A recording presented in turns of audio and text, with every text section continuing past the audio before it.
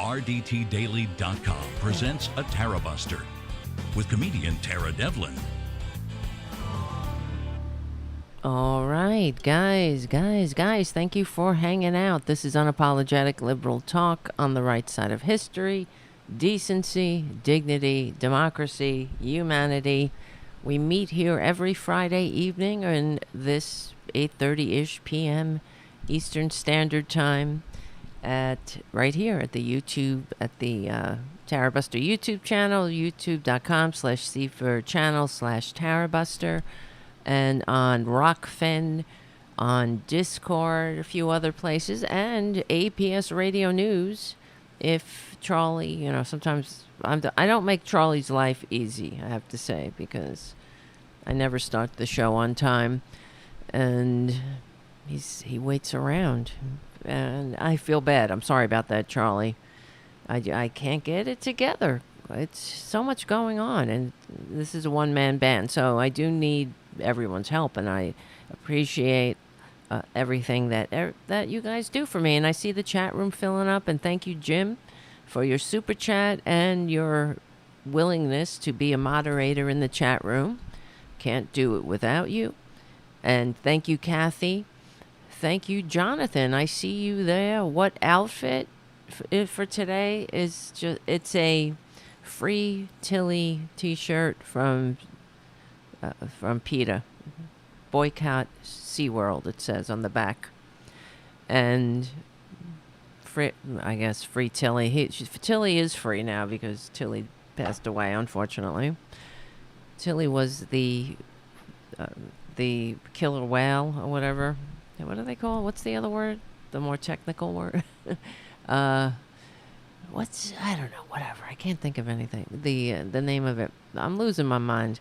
So that Tilly was the focus of the movie Blackfish. If you haven't seen it, it's incredibly powerful. All right, let's not get into that because I'll start crying. And so thank you, Charlie, for all you do for the channel and for your support and your support of the community cats. It means, Orca. That's right. Thank you, Jim. See, we're in this together. And thank you, JD, for Orca. Nice to see you. Yes, I'm wearing sweatpants. All right, guys. Enough of that. Thank you again, Charlie. And if you can become a patron, please do at patreon.com/Tara Devlin. Help keep the show going and growing and getting the word out. And I want to thank Hernan for doing the Tarabuster videos. I'm very honored that Hernan does it. He's joined the Tarabuster community. Mike Malloy has allowed him to come on over and, on loan from Mike Malloy. What did that son of a bitch who's burning in hell? Oh yes, Rush Limbaugh used to say, talent on loan from God. That's what Hernan is. Talent on loan from God, our God, Mike Malloy. All right. Where do we begin? So I'm sorry I wasn't able to do a show. I was going to do one last night. Everything got pushed back on my schedule. I had work to do, whatever. It all, fell apart at the last minute. I just couldn't do it all. And I'm very sorry. That's why I ask you guys to become a patron. So whatever. Maybe one day. Maybe when I retire, we'll have a daily show at a set time. Because then I want, if I ever can retire. Who can retire in this country? I don't know. Can you? No, not me, really. It's very scary thinking about it. All right, whatever. Let's not think about it then. Let's shove it down with the rest of my memories, where my childhood memories are. I'll just push it down and shove it down and never think about it and pretend everything's okay. Okay, listen, guys. So, all right, there's so many things on my mind. This is why we need a daily show at a set time. But one of the things is that, a friend of mine texted me a couple of days ago where we talk about politics, and she said, what do you think of Trump's trial? And I'm like, do we need around-the-clock coverage of this? Do we need the corporate media constantly saying how it's the trial of the century? Is it the trial of the century because finally a lifelong criminal has the life of crime has caught up to him in some sense of the word? But the fact is, the corporate media is doing it to us again. The non-stop coverage of this con man is part of why. I mean, this country is sick, and the sooner we smash legally and peacefully all of these fascists into history's trash bin, the better. You know, if the corporate media really cared about the future of this country, we would their coverage would be about the things that matter. You know, that instead of constantly complaining that or pointing out, I should say, that the presidential race is neck and neck. Give me a break. Neck and neck. That just goes to show you the power of propaganda. Neck and neck. You know, a million dead. I don't think that somebody who leaves the Oval Office with, you know, well, had to be dragged out of the Oval Office like a screaming little brat. Because how could he ever face his master Putin? When he lost, he wasn't powerful enough to steal the election. So he went out here, and here he is, lying about the election. Because it used to be 1/3 of Republicans thought that the election was stolen. But because of the incessant propaganda, now it's 2/3.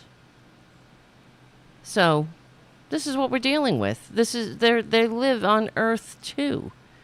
And their standard bearer is a disgusting con man who shouldn't be anywhere near the halls of power. He's not doing anything for anybody but himself. So give me a break with this corporate media round the clock, non-stop coverage of you know, whatever this con man is doing. And then he goes and gives his statement. Let's cut to Trump as he's speaking to the press right now. Every single day, the same thing. It's a witch hunt. This is conflicted, a very highly conflicted judge, like nobody's ever seen. It's freezing in there, complaining. Get the little baby a shawl and a blankie, because he's constantly falling asleep, too.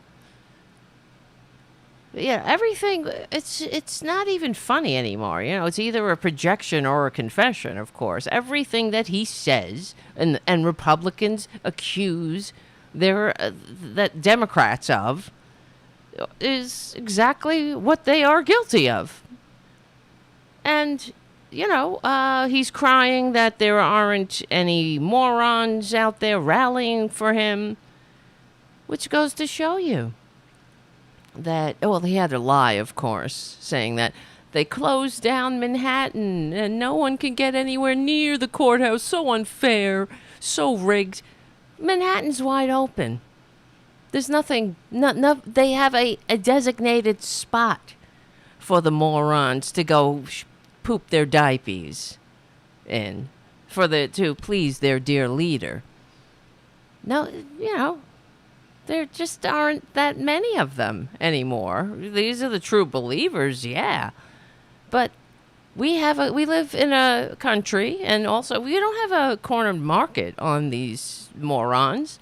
You know, the people, like during the eclipse, thought they were standing on rooftops waiting for the rapture. Some people, you know, believe the earth is 6,000 years old. So there's a lot of, you know, not too bright people. And although we can play the old game, although all well, here, I guess we say it like this. Although all Republicans aren't stupid, all stupids are Republican. And that's their problem. But I try to talk them out of it. I don't really, actually, as I'm saying that. I don't try to talk them out of it. We've talked about it before. I don't have the patience to sit and deal with Republicans, and try to talk them into, like an independent voter at this point. They keep sticking microphones in people's faces and saying, well, have you decided who you're going to vote for? Have you decided after what we've been through? Yeah, get the guy who told you to inject bleach. Yeah, that guy. The guy who drew on a hurricane map because he didn't want... it's like in all authoritarian dictatorships. Facts. Truth, as Pilate said. What is truth, right? Hold on. Well, Jim says, I've met some stupid liberals. Well, let's hear about it. Have I? Let me think. Generally, stupid? I don't know if it's, what is stupid, actually? Stupid is, I guess it's a matter of being willfully ignorant. The thing about, I guess, nothing is absolute, of course, but the thing about liberals, normal people, progressives, Democrats, people who are capable of functioning in a free democratic society, that's what it's about, having the basic maturity to function in this thing, we're a constitutionally limited democratic republic, a nation of immigrants, a nation of laws. Republicans simply don't have that. That's why they love their dear leader. They want him to save them from the scary world and, break it all down for them. The world is complex and scary. They like it. They like things in black and white. And the thing about Democrats, normal people, progressives, people who are capable of functioning in a free democratic society, when we get new information, we adapt. We don't just, for real. For example, if all of the sudden I heard or we saw through facts and everything else, empirical studies, our own lion eyes and, whatever, just life in general, we found out that if you funnel all the money into the hands of the rich and let them pay no taxes, give them a free ride off everyone's backs, as they do now, as they have now through trickle-down bullshit. But if you did that, if we found out that doing that did create a successful country, a successful economy that works for all, we would be, let me speak for myself. I would be all for it. We're trying to have a country that works for more than just the 1%. And that's not what the Republicans want. This is, conservatives. See, they all have different agendas, but some of it, it's a scam. The whole thing is a scam. Divide and conquer. They use the morons who are the ones waiting on the roofs for the rapture. They tickle their very easily tickled racist funny bones and their bigoted funny bones and every other fissure of disunity to get them to vote for their own demise. These are people that want Social Security. They want Medicare. They want health care. They want to go to a doctor when they're sick. They want to have decent middle-class lives. We hear them talk about it all the time, except, they keep voting for their own demise because Republicans tell them, the ones in power, that someone's out to get them. They can't have these things because an immigrant is having them. We're giving it all to the immigrants, right? And then they go in and they talk about other bullshit. They tickle fissures of disunity or the every difference, every superficial difference. They go on about genders and like as if less than 1% of the population. That's, something we should all focus on. Meanwhile, why don't you just leave people alone? I mean, I could date. I don't know. I just can't take it.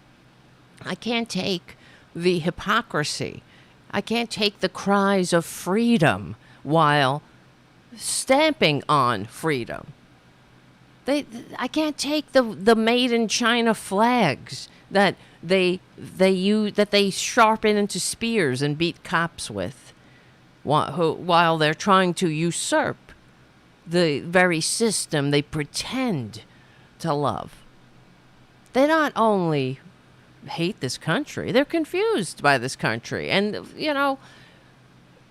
okay. Besides this con man in the courtroom, this bullshit another election interference trial where he's a tax cheat. That's what he does.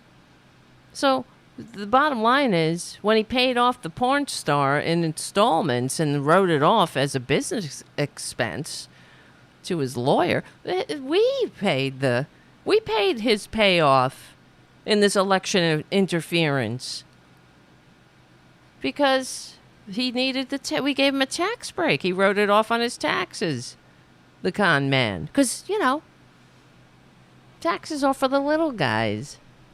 I'm sick of them. I'm sick of the anyway, you know what here's what I want to talk about. If you listened to the Supreme Court the other day, I don't know about you, I called Chuck Schumer, he's my senator, and I will call the other one, Gillibrand, and we should all call our representatives and senators and tell them, this is it, man. This illegitimate Supreme Court needs to be reformed. This is unacceptable. They have no, and this is of course nothing you can impeach people over, but they have no honor. They are illegitimate. They're only in there because of their dirty tricks. They're not in there legitimately.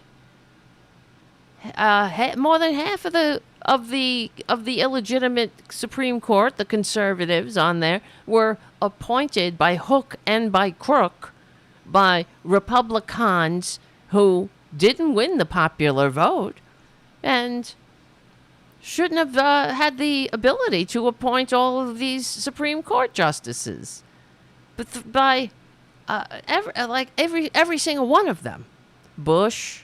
Right? Except for, I guess, Uncle Clarence, who should recuse himself. Well, I don't know why he's even hearing these cases. Because they're, they have no respect for the American people. That's what it's about. They don't care. They thumb their noses. They F you. F you, American people. It's like Dick Cheney when they asked him, they said, the majority of the American people are against this war back in the day. And his response was, so? That's the Republican way. So? They're not in it for democracy. They don't care about the people unless the people are doing their bidding. Stupid dumbasses storming the Capitol or, just being useless idiots in their own demise.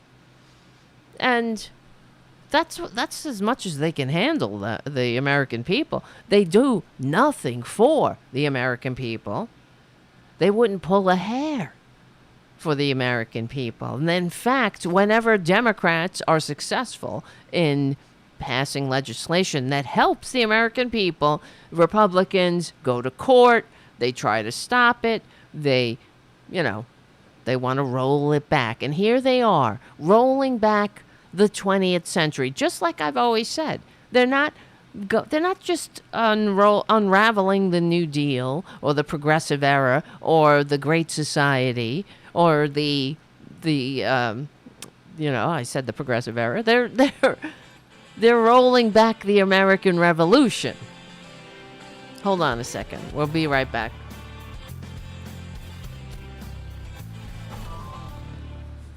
But if you watch this Supreme Court, this illegitimate Supreme, it was such a disgrace. Listening to them, listening to Kavanaugh, what it seemed like to me was the illegitimate Supreme Court, especially the men on that illegitimate Supreme Court, they were upset. They were very upset, or more concerned, it seemed, about a rogue attorney general or some other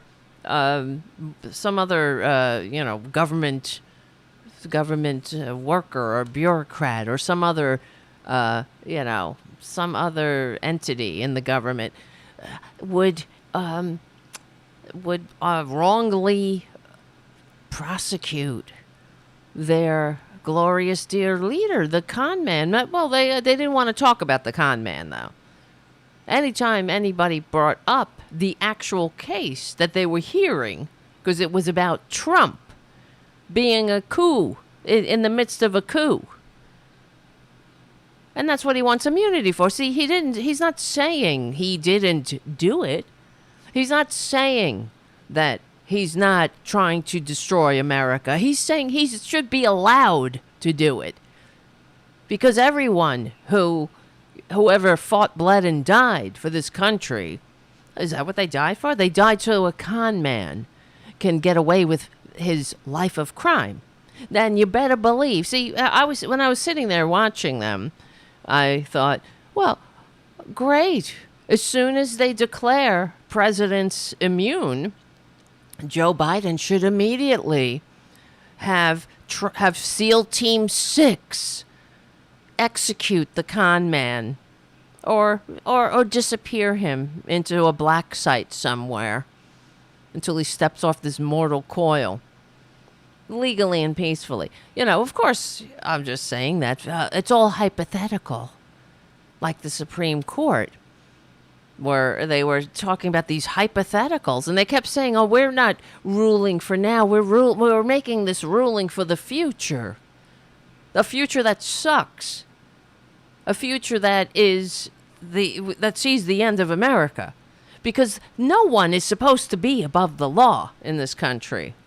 And funny enough, we've had, 46 presidents in this country since the revolution, and none of them have had to worry about, being prosecuted, because they weren't. I'm sure they all did things, but unless, like, for example, Nixon, he was a crook.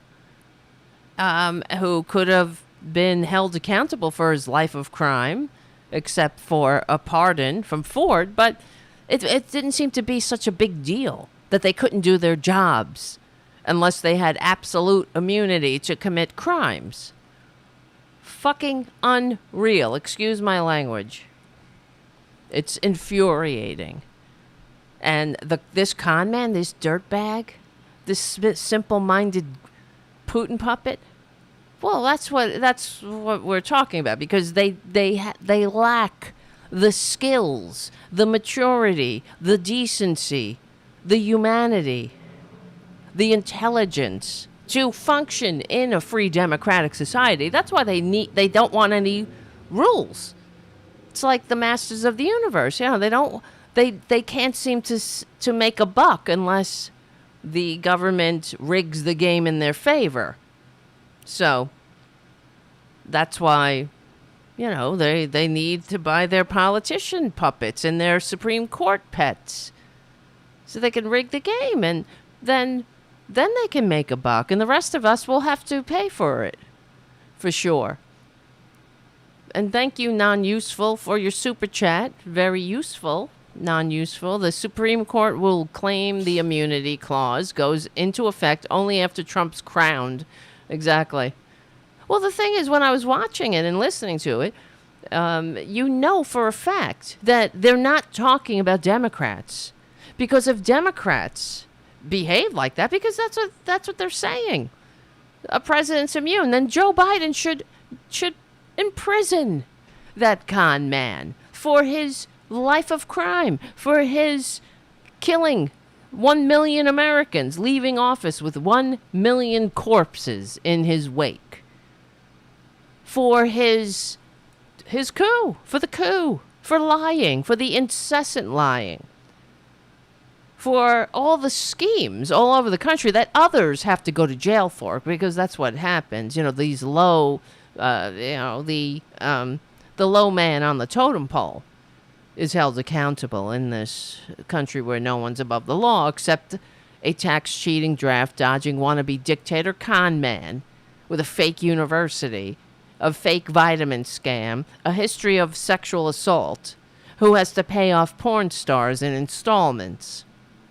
And then they were all talking about this picture, of Trump. I didn't find it. I should have found this picture of Trump and Pecker, the National Enquirer guy, walking of Trump. Let me see if I can find this. Trump and Pecker at the White House. It's some iconic photo of them. Here it is. Yep. I'll show it. This photo here. Let me see. Yeah, that one. It's such a artistic photo of David Pecker and the con man walking in the White House. And you know what they were talking about? As this very photo was taken, this iconic photo, they were talking about Karen McDougal. Was she keeping her mouth shut about the affair that the con man had with her? I mean, how vile, how low, and it's chilling to know that's what they were discussing. Not making the world safe for democracy. Not how are we going to help the American people. This is, of course, it's so fitting that the entire party, the grifter, the standard bearer of this GOP death cult, who cries fake news at the truth, is in league with the king of fake news, is fabricating fake news. Of course, because everything is a projection or a confession. Fabricating fake news with the National Enquirer, a rag, a joke. And coincidentally, not so coincidentally, anytime Trump wanted a story to run against one of his rivals, as they were picking off the Republicans during the primary, David Pecker would run a story. How Ben Carson left a sponge in somebody's brain. This is all fake, though. Ted Cruz, his father, there's evidence, proof. His father was involved in the assassination of JFK. Fake news. I don't like these people. I don't like Ben Carson or Ted Cruz, but it's absolutely fake news. But it also goes to show you how much the Republican Party has no honor. They have no decency. They have no integrity. They have no self-esteem. They have been beaten, and they'll sell their own mother for some power, for their cushy, phony, baloney jobs. Because the same people that Trump lied about and stirred up all this bullshit, they are supporting him, endorsing him. Oh, he's a great president. I don't really approve of everything he says, but I like his policies. What policies? This is the other thing they keep saying on the corporate media when they interview some of these morons. I like his policies. What policies? They never ask. They never follow up. What do you give me a policy? Give me a policy. You like the what? Family separation? You like that? You like the cruelty? You like the what? You like telling people what to read? You like the corpses. You like the mass graves. Mass graves like nobody's ever seen. I've never seen mass graves in this country except during the Civil War and Trump, right? But that's what conservatives do. They are, they're not happy unless Americans are needlessly dying somehow without health care, without living wages. Well, I wish they were a culture of life. I wish they were cultivating a culture of life. I really do. I wish they were Christian. I wish. It's so tedious to hear them talk about Jesus, to talk about when perjury, traitor, green. She's all over her social media. Jesus this, Jesus that. I wish. All the symbols, they use Jesus just like they use the American flag as cudgels, as weapons to beat people people with. Hold on. And I don't know. It's so depressing. But I really am sick of the media and every day. Can we get a minute, man, without this con man? Every goddamn day. Donald Trump. Oh, and then even when I was watching, I had the media on and behind me as I was doing work here, and they were interviewing somebody, and all of a sudden she's like, "I'm sorry, I have to break in. Donald Trump is, what did she say? He's back in the courtroom. He's returned from the courtroom." Who cares? That you needed to stop somebody in the middle of a sentence to say that? He's back in the courtroom. He got his lumbering carcass back in the courtroom, and now he's stinking up the courtroom again with his flatulence, and because apparently he snores when not snores, he falls asleep and he passes gas. That's what's being reported, not just by me. I'm hearing it. I mean, I'm just repeating what I've been hearing, and it's not just from me. It's from outlets that are in there. And what else? Oh, and then this is why I hate this con man and everyone who cheers him. The first person to report that the con man was sleeping during his trial, which is how also I just want to point out, that's how we know he's guilty. He's guilty of sin. He's a guilty grifter. Because think about this. If you were wrongly accused, right? You were at court, it would be the most traumatic experience. Somebody takes you, you're like, not just somebody, but you're being prosecuted by the state of New York and then the United States. And it's all false. It's all, I'm innocent. I did everything right, and they indicted me. If that were true, you would fall asleep during your trial? No, you wouldn't. And they've actually done studies about that the guilty fall asleep during their trial. The innocent are engaged. They're like, I'm innocent. I gotta know what's going on here. I have to defend myself. And wouldn't you also want to get it over with as fast as possible? You wouldn't delay.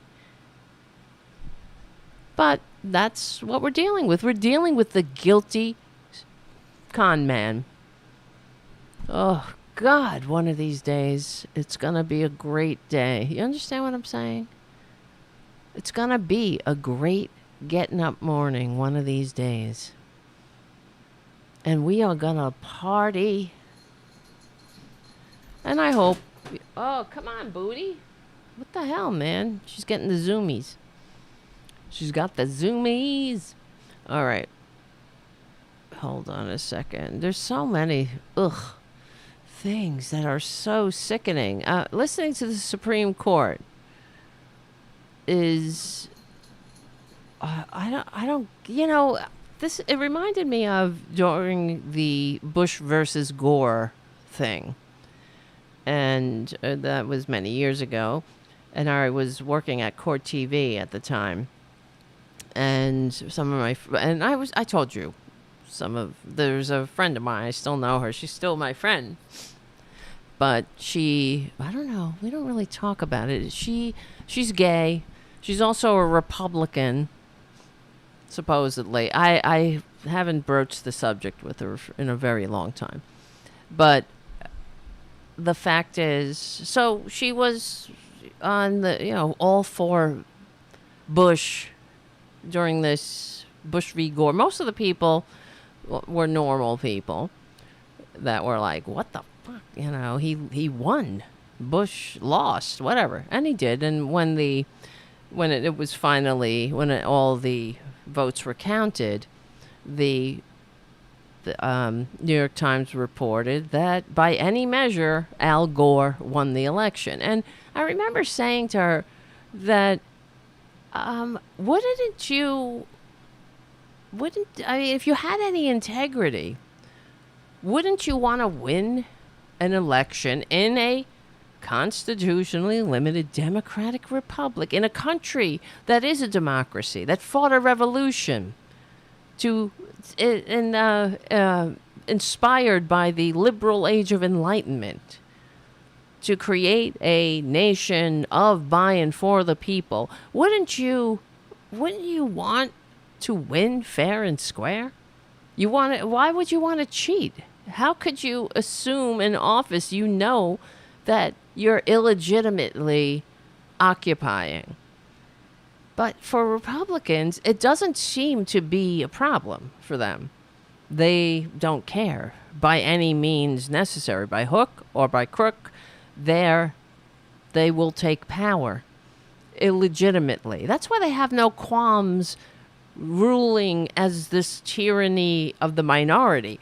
That's why they have no qualms like Justice I Like Beer, like Justice Amy Coney Barrett, the handmaid Barrett, who couldn't even wait for Ruth Bader Ginsburg's body to be in the ground before she jumped into her seat, and she just leapt over her body.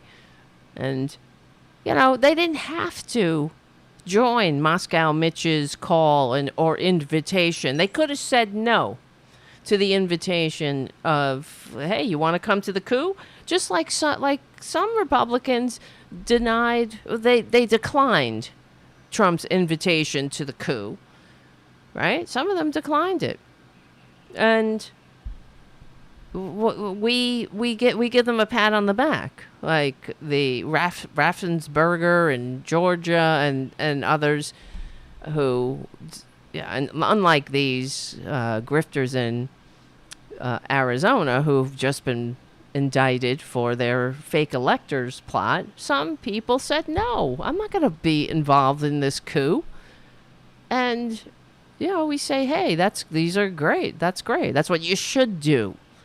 And not Amy Coney Barrett, not Kavanaugh, not who's the other one that stepped over? Gorsuch, right? Gorsuch, when Moscow Mitch called him, if Gorsuch had any honor, he would have said to Moscow Mitch McConnell, I'm sorry, I can't, I don't feel comfortable being nominated to this position because of what you did to stop our legally elected president who won 2 landslide elections.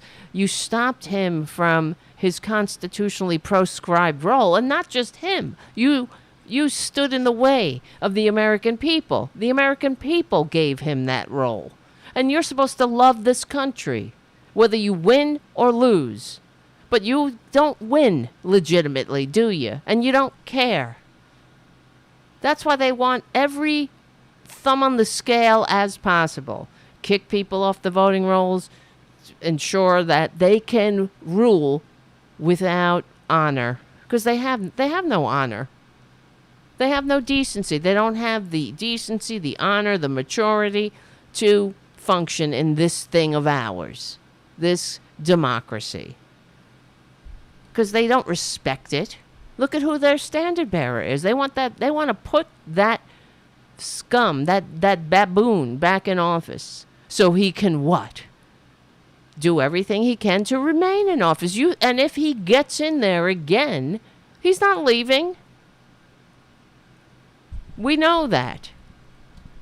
He'll think he'll go and say, well, FDR ran for office 4 times and blah blah blah. He'll have the Republicans do his bidding. He'll have them, I don't know, he'll do whatever. It doesn't even matter. He'll go to the Supreme Court and they'll look back and they'll pull some bullshit out of whatever. They'll go back to the 1600s and take some quote from some witch-burning judge about whatever, fixing the facts around the policy.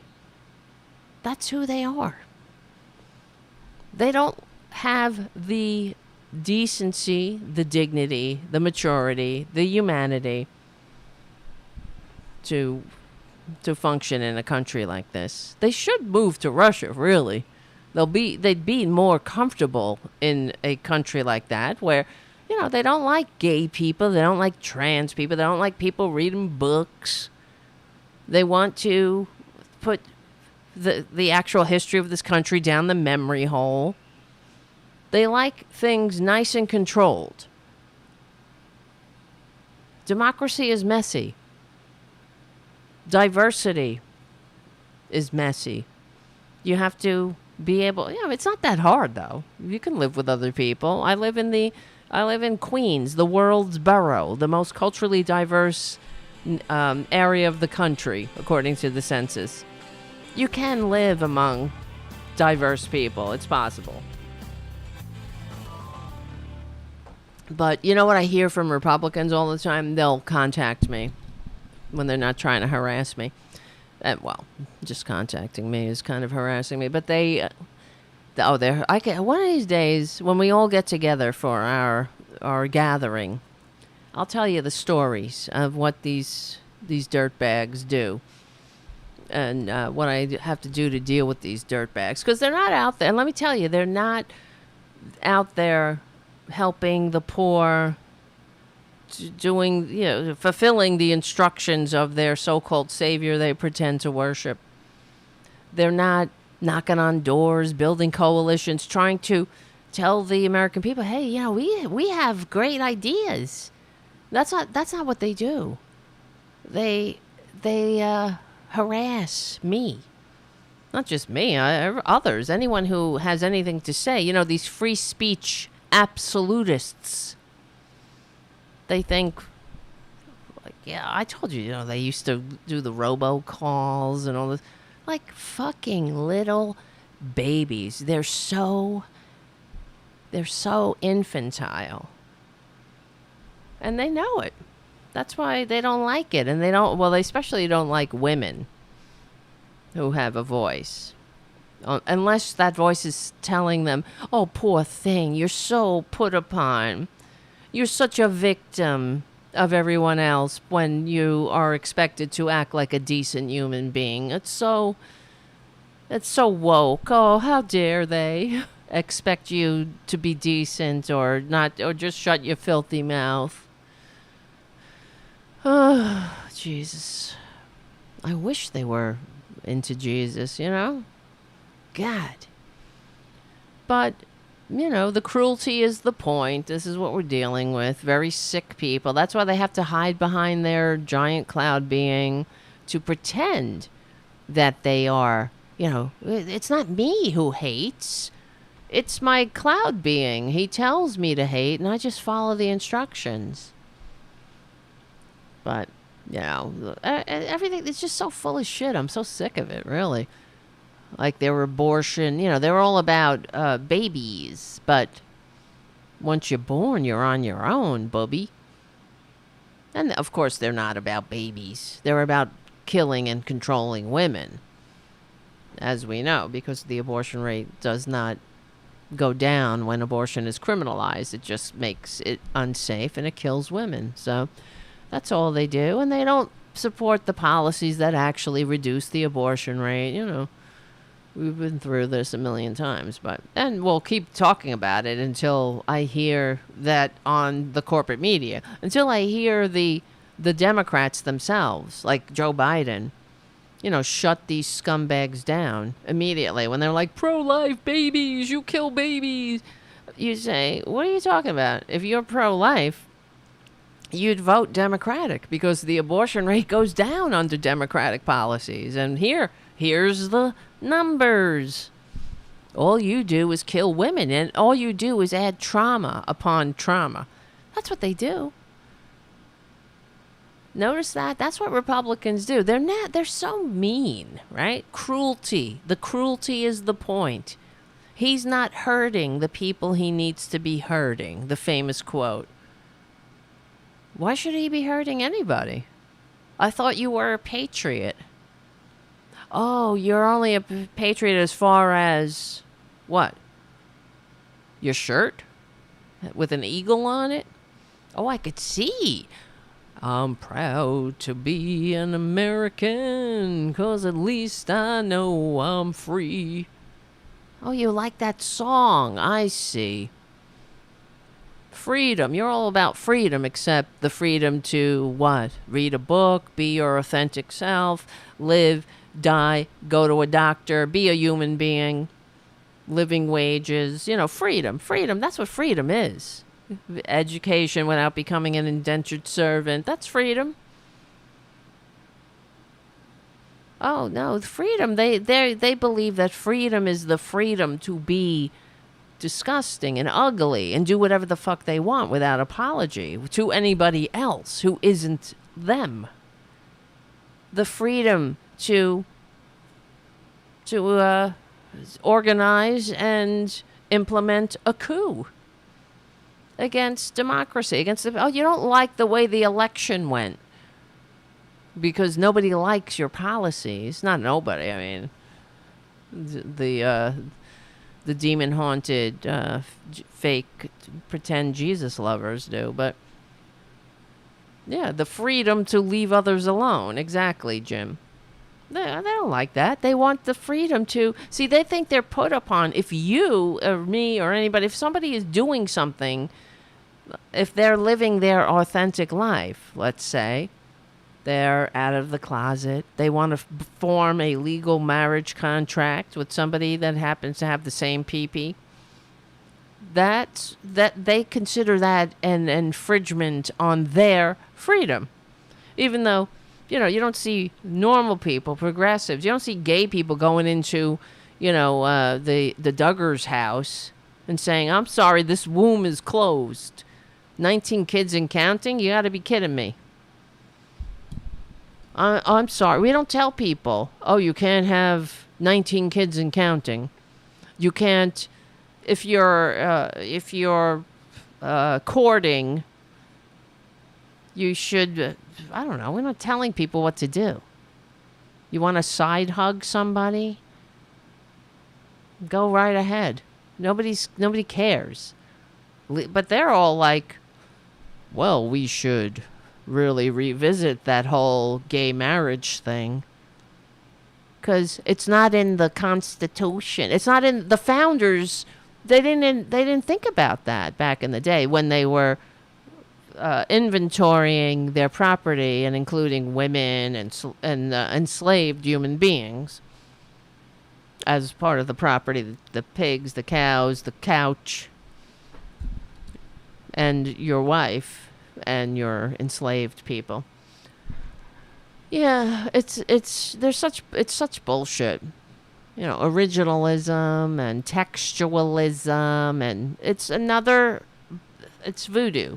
It's like voodoo economics, fixing the facts around the policy, just giving a name, wrapping their bullshit in some veneer of legitimacy by giving it a name, as if it has any actual merit other than undermining everything they pretend to stand for.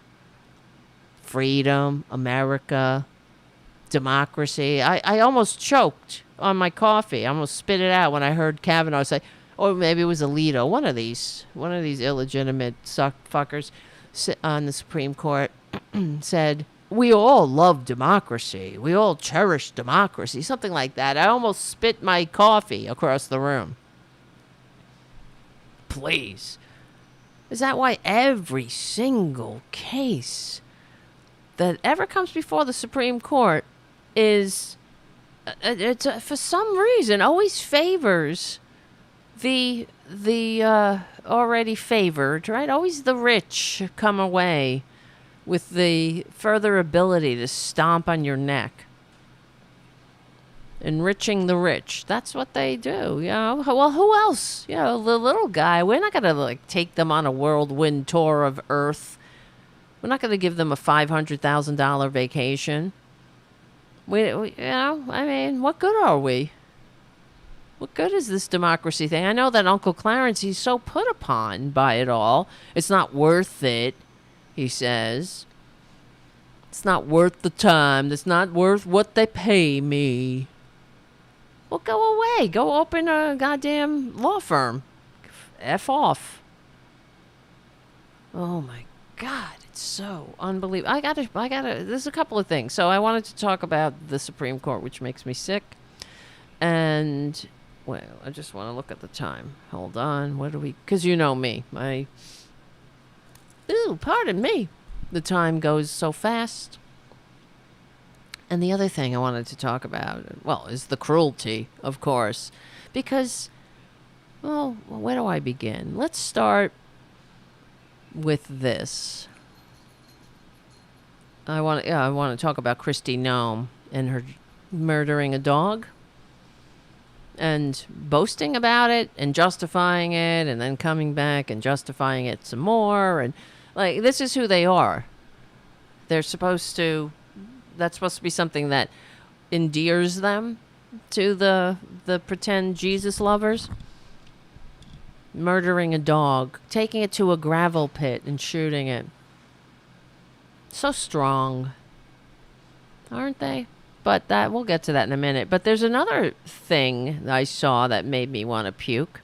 But it was on Perjury Trader Green's Facebook page. Of course, she posted it. And, you know, because she's a Putin puppet. She's somebody that is... She should just move to Russia already. I don't know what's holding her back here. She would be welcomed in Russia, that's for sure. They put her on TV every other night.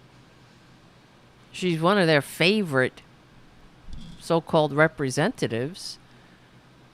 She is Putin's favorite little puppet. Ugh, what a disgrace. Hold on. We'll be right back. So, I don't know if you heard of this guy, Thomas Klingenstein or Steen.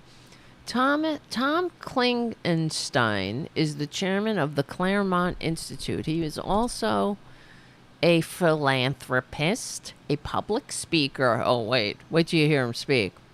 So inspiring. A writer and a playwright. I'd like to see what he's written. It's probably abhorrent and terrible. He believes that we are in a cold civil war and that our enemy, what he calls the woke regime, are winning. In large measure, because Republican leaders are not engaging. His essays, speeches, and plays all encourage Republicans to do just that: to think, to talk, to act as if we are at war. Scumbag, right? You see, this is the other thing about these Republicans. I need to remind them, all the scumbags that are lurking in the background that are probably masturbating at the same time, but are like, oh, I hate that Tara Devlin, but they can't get enough. No, it's more like this. I hate her, right? But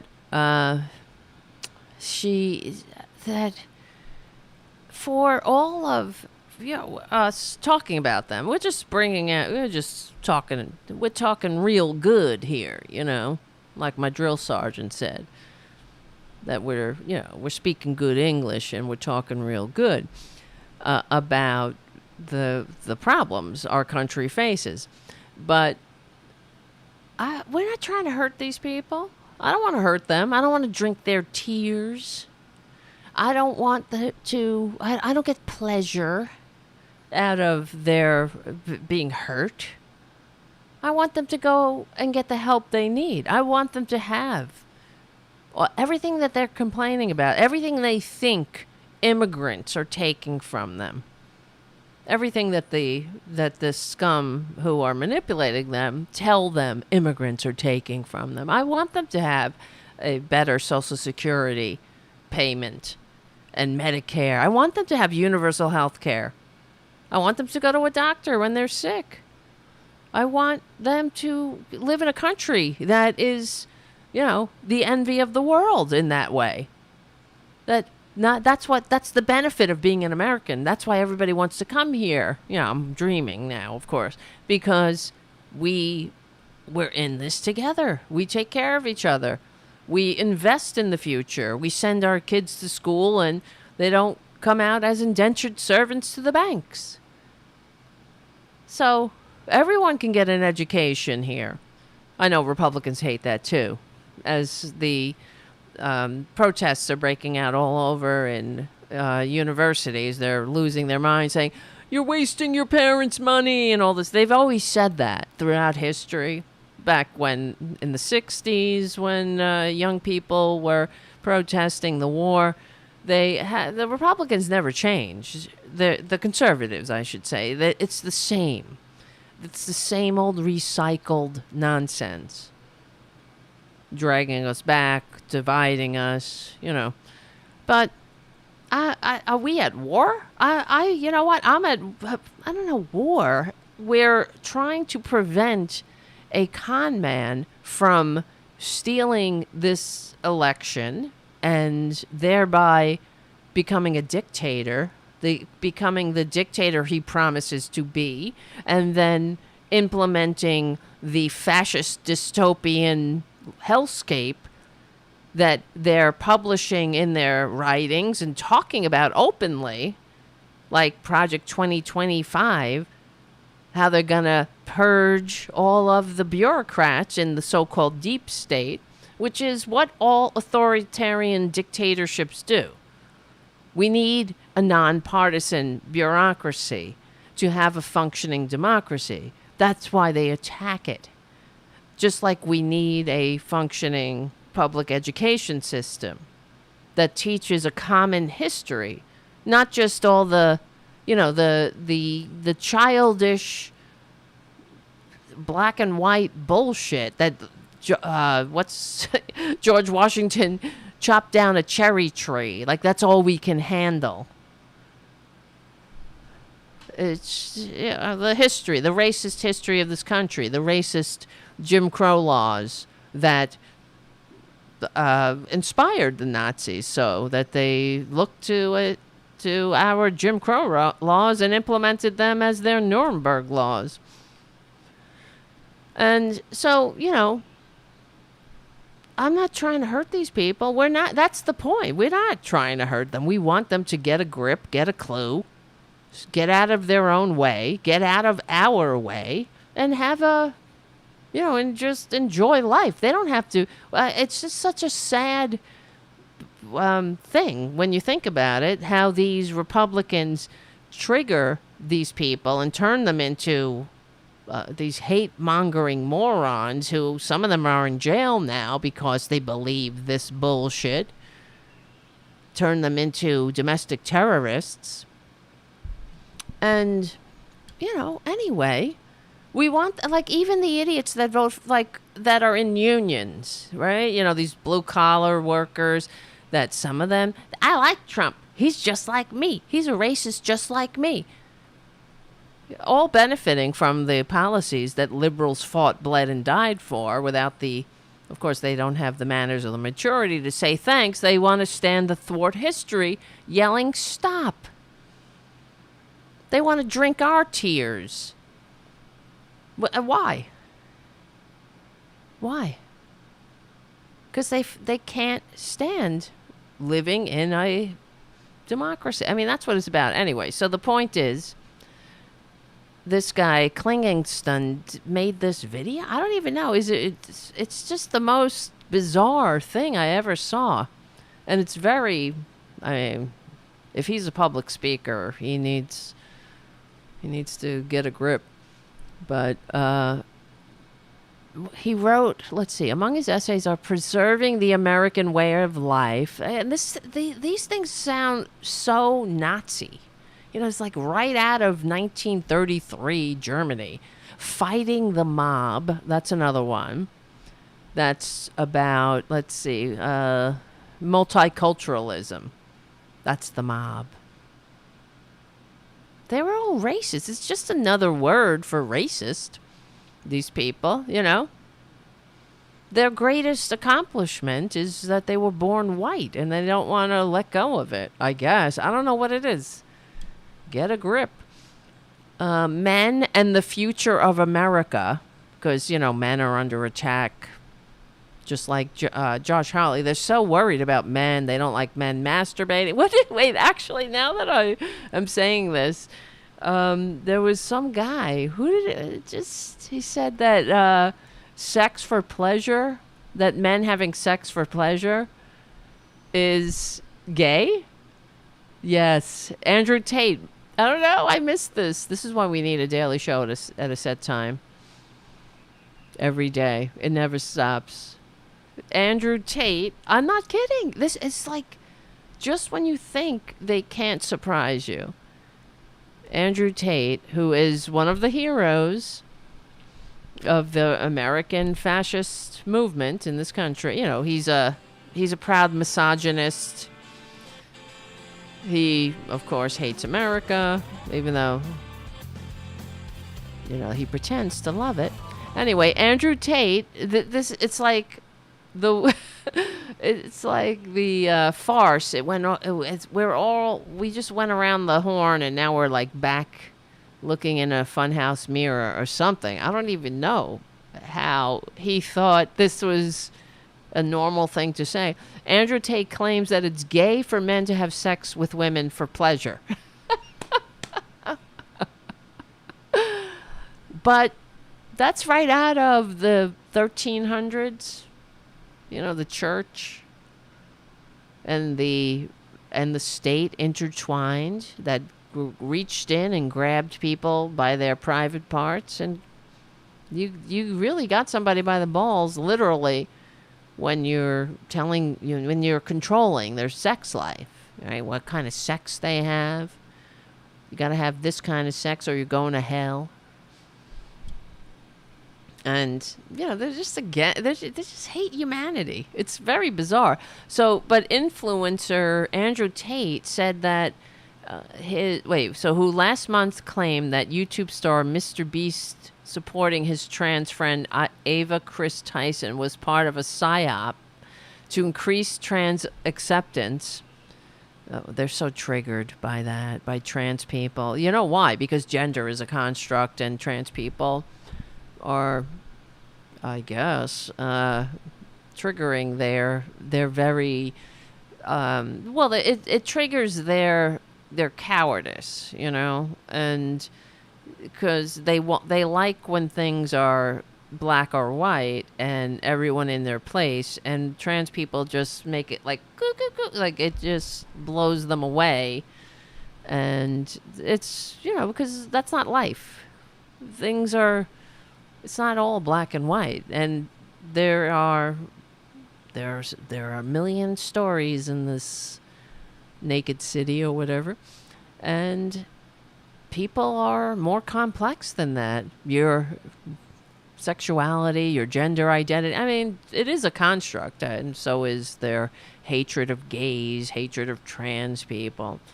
We go back in time, in different parts time in recorded history. There wasn't even a word for homosexuality because it wasn't a thing. Not that it didn't exist. It was sex. Sex was sex, and, you know, you had sex. Look at Alexander the Great. He had sex with gay people. I mean, with gay, because he was whatever. You know what I'm saying? He had sex with gay people. He was gay in our definition, but it wasn't a thing. It wasn't like they were like, oh, he's gay, we can't follow him. But whatever. It wasn't even a thing. Nobody cared. That's what I'm trying to say. And that's what they were afraid of, too. And it's happening because people aren't... Who cares? Nobody cares. So any man who has sex with women because it feels good is gay, he said on Twitter. Oh, my God. It's so bizarre. Of course, he was eviscerated. And you know what I say? He's gay. He's gay. That is gay. He's gay. He's in the closet. He just lacks. That's why. And it's also the other thing. Because he lacks the maturity to live, he lacks the courage to live an authentic life. That's why he hates women, too. It's related to his homophobia and his misogyny are intertwined. It's the same thing. It stems from the same self-loathing because he is gay. All this hyper-masculine shit, it's because he likes men. That's it. So him having he wants to have sex with men. It's like Ethan Schmidt. So upset about gay people, about rainbow flags. Meanwhile, he's on a Grindr account telling men that he feels that other men tell him that he feels like their girlfriends, if you know what I'm saying. That's Ethan Schmidt. He's whatever. He lacks the courage to live an authentic life. He replied to a post from a user who mocked him for taking it dead-ass seriously. So then when he realized he made a fool of himself and basically exposed himself for being a closet case. Only kidding. I was just kidding. That's what conservatives do. That was just a joke. No. They're not well. Anyway, all right, let's play this before we lose our Progressive Voices audience. It's a long thing. We're not going to play the whole thing. But I just want to share how it's a very disturbing video, to put it mildly. This Tom Klingingston, he's one of their heroes, I suppose. But this is what Perjury Trader Green had on her Facebook. And I was looking at some of the comments. Of course, there were some normal people in there saying, like, what is this shit? But there were others like, thank you for sharing. Okay, listen to this. Oh, wait, hold on. Is that very loud? USA! USA! See? The symbols of America without understanding the substance. Like babies. Now that President Trump is the Republican nominee for president he's a motivational in 2024, it's time for Republicans, including those who doubt him or even can't stand him, to get behind him. How dare you, right? That's your standard bearer, who even can't stand him, to get behind him. And I was saying, how dare you, about him giving a salute to a Marine. Like, how dare you? How dare you? Stolen valor. Stolen valor Trump. Likes to be, he's a big man. Look at me. I'm a Marine. I'm a military. Look at me. Look how strong. I'm so strong. Even though when your country called, you were like, ow, my Freedy's hurt. We are in a war fighting an enemy of revolutionaries that kick and spit on America. Who are we spitting on there, by the way? Some Confederate? Somebody spit on something? You know, they like to take everything out of context, of course. And we know that, I don't know, what statue was that? They were pulling down a statue. I know there was a spate of incidences where people pulled down statues of Confederates. They're traitors, by the way. So they take this out of context video and say they hate America, they spit on America, and then this clip of some riot where there's BLM is written on a car, because in Republican bizarro world, there's still cities that are in ruin. Meanwhile, here in reality, the majority of Black Lives Matter, rallies or whatnot, were peaceful. 9.9% were peaceful. And then some had some agent provocateurs that incited violence, like the umbrella guy and the guy who shot into the police station that ended up being a proud prick, yelling justice for George Floyd. We know what these people do. These are people that are all about false flags. We're not making false flags. They're the ones that do these things, that try to incite violence, because that was what was so frightening about the BLM movement, that it wasn't just black people or people with darker pigment. It was all pigments. So they had to turn the average American who were watching from afar, they had to turn it into this, protest. That's what I meant. Thank you. Words are hard sometimes. Play, Dave. And they had to turn it into something, violent that people would be disgusted about. And that's always what the agent provocateurs do, lest the people turn their hearts and minds, towards the agenda that, because when people saw the incident of George Floyd being snuffed out by a cop kneeling on his neck needlessly, it was disgusting. And most human beings were reviled by it. That's why Republicans had to come out and talk about how everything's in ruins and how George Floyd was a drug addict and he doesn't deserve our compassion because, yes, they're such patriots. They don't seem to understand that America, that the whole point of this thing of ours is in the Constitution that they carry in their pockets. One of the parts is trial by jury. That even if you're not a nice person, even if you're a drug addict in the grips of addiction, you get to go to court and a jury of your peers will decide your fate, not a cop stepping on your neck.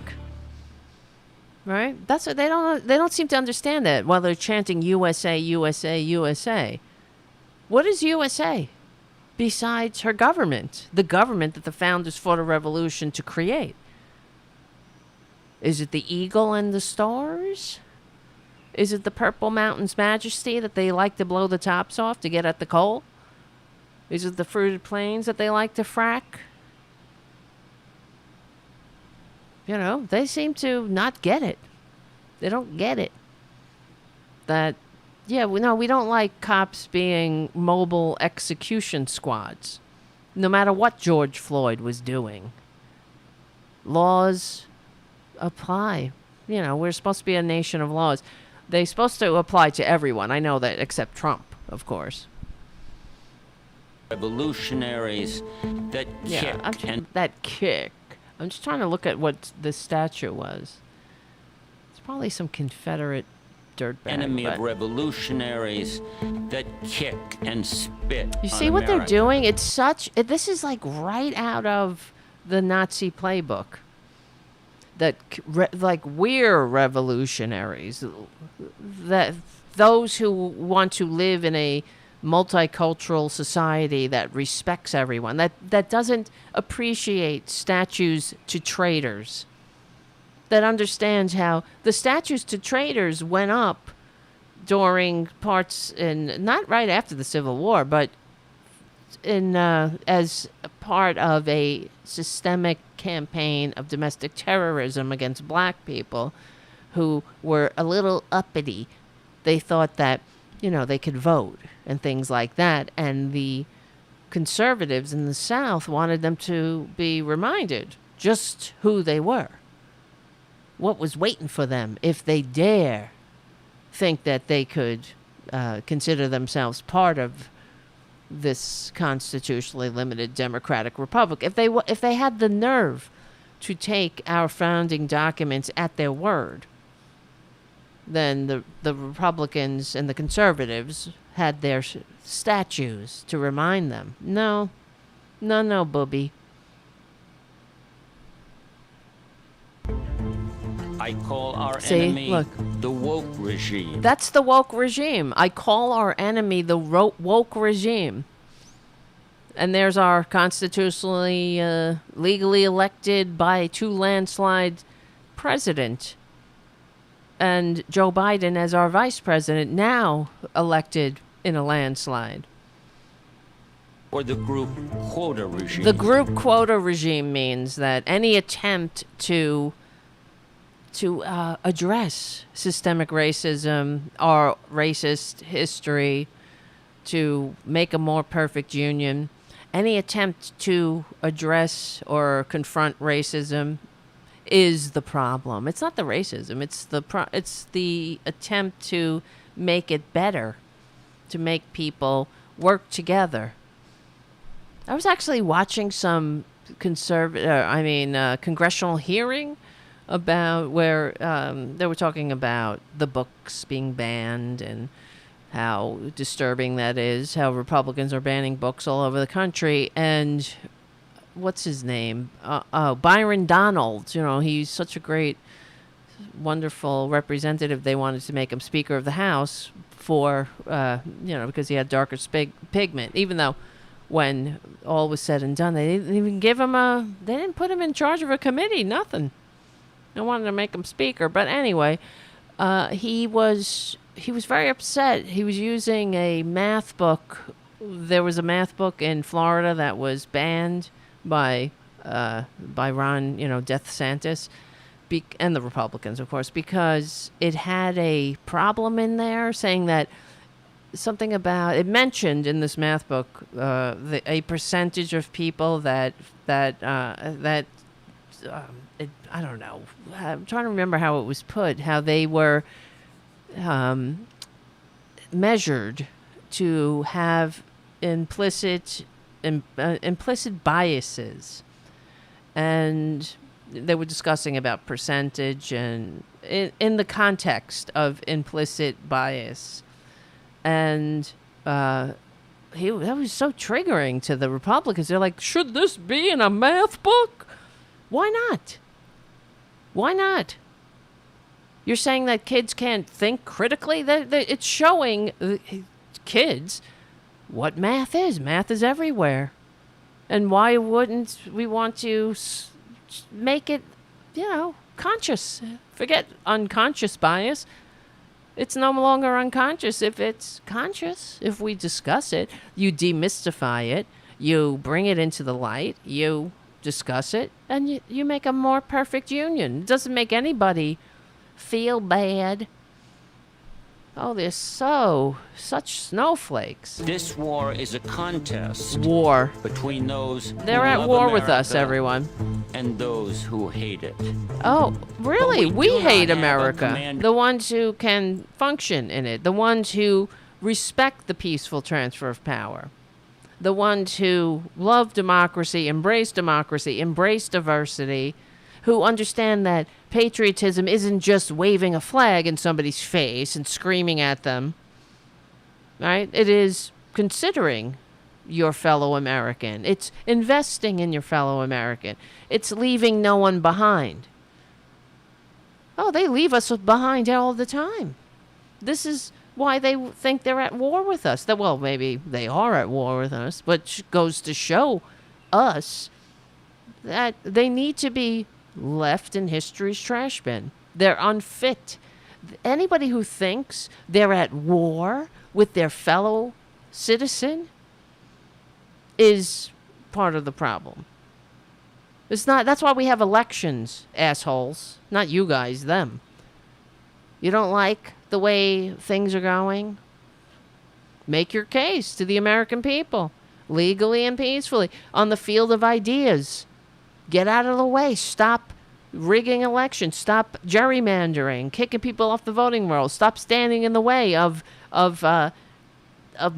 nonpartisan drawing computer-generated maps of districts, so we can have a fair and square fight. But they don't like that. That's too much America. That's too much freedom. In chief. I mean, this guy's supposed to be a speaker. He's like one tone, monotone. In a war without one. We shouldn't much care whether our commander-in-chief is a real conservative. Oh, yes, we shouldn't care. Now he's going to tell us we shouldn't care if the so-called commander-in-chief, the con man with the fake university, the vitamin scam, who received fewer votes and isn't man enough to respect the peaceful transfer of power, that has classified documents in his shitter, that brought those classified documents to meet with the Saudis as they negotiated his tacky golf tournament. Yeah, that guy. We shouldn't care if he's a good person or not. Really. These are the same people that, of course, were crying all throughout any Democratic administration. Clinton, what about the children? What am I going to tell my children? Well, what are we going to tell them now? About a so-called president who steals classified documents, who tries to steal an election, who is paying off porn stars in installments. What are you going to tell them now? Oh, we shouldn't care. Whether he is a role model for children. Can you believe this? Or says lots of silly things. Oh, we shouldn't care if he calls people horseface. What we should care about is no, we whether shouldn't he care knows whether he's we are in a modest or war, dignified. knows who the enemy is. The enemy! And knows how to win. The enemy! How does he win? By mass graves? Like nobody's ever seen? He wins by telling people to inject bleach? What's winning, either? What's winning look like? You know, winning to them is authoritarianism. It's the end of democracy. That's winning to them. That's putting their authoritarian plans in place. In their Project 2025, they have internment camps, mass deportation, everything about them. They want to tear this country apart. Show me where Republicans bring this country together. Ever. If they ever did it, I think I'd be pleasantly surprised, but I'd probably faint. All right, guys, listen, become a patron at patreon.com/TaraDevlin. This is the end of the Progressive Voices part of the show. Come on over to youtube.com/C4channel/Tarabuster or APS Radio News to check out the rest of the show. And check out APS Radio News. There's some more independent media voices on there, curated by a very great person, Charlie, who helps keep the show going and growing and also supports the community cats. And that says a lot about his heart. We will win. We're on the right side of history.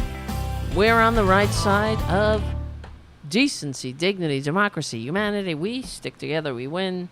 All right. How did I let that go by so fast? Oh, brother. Oh, brother. All right.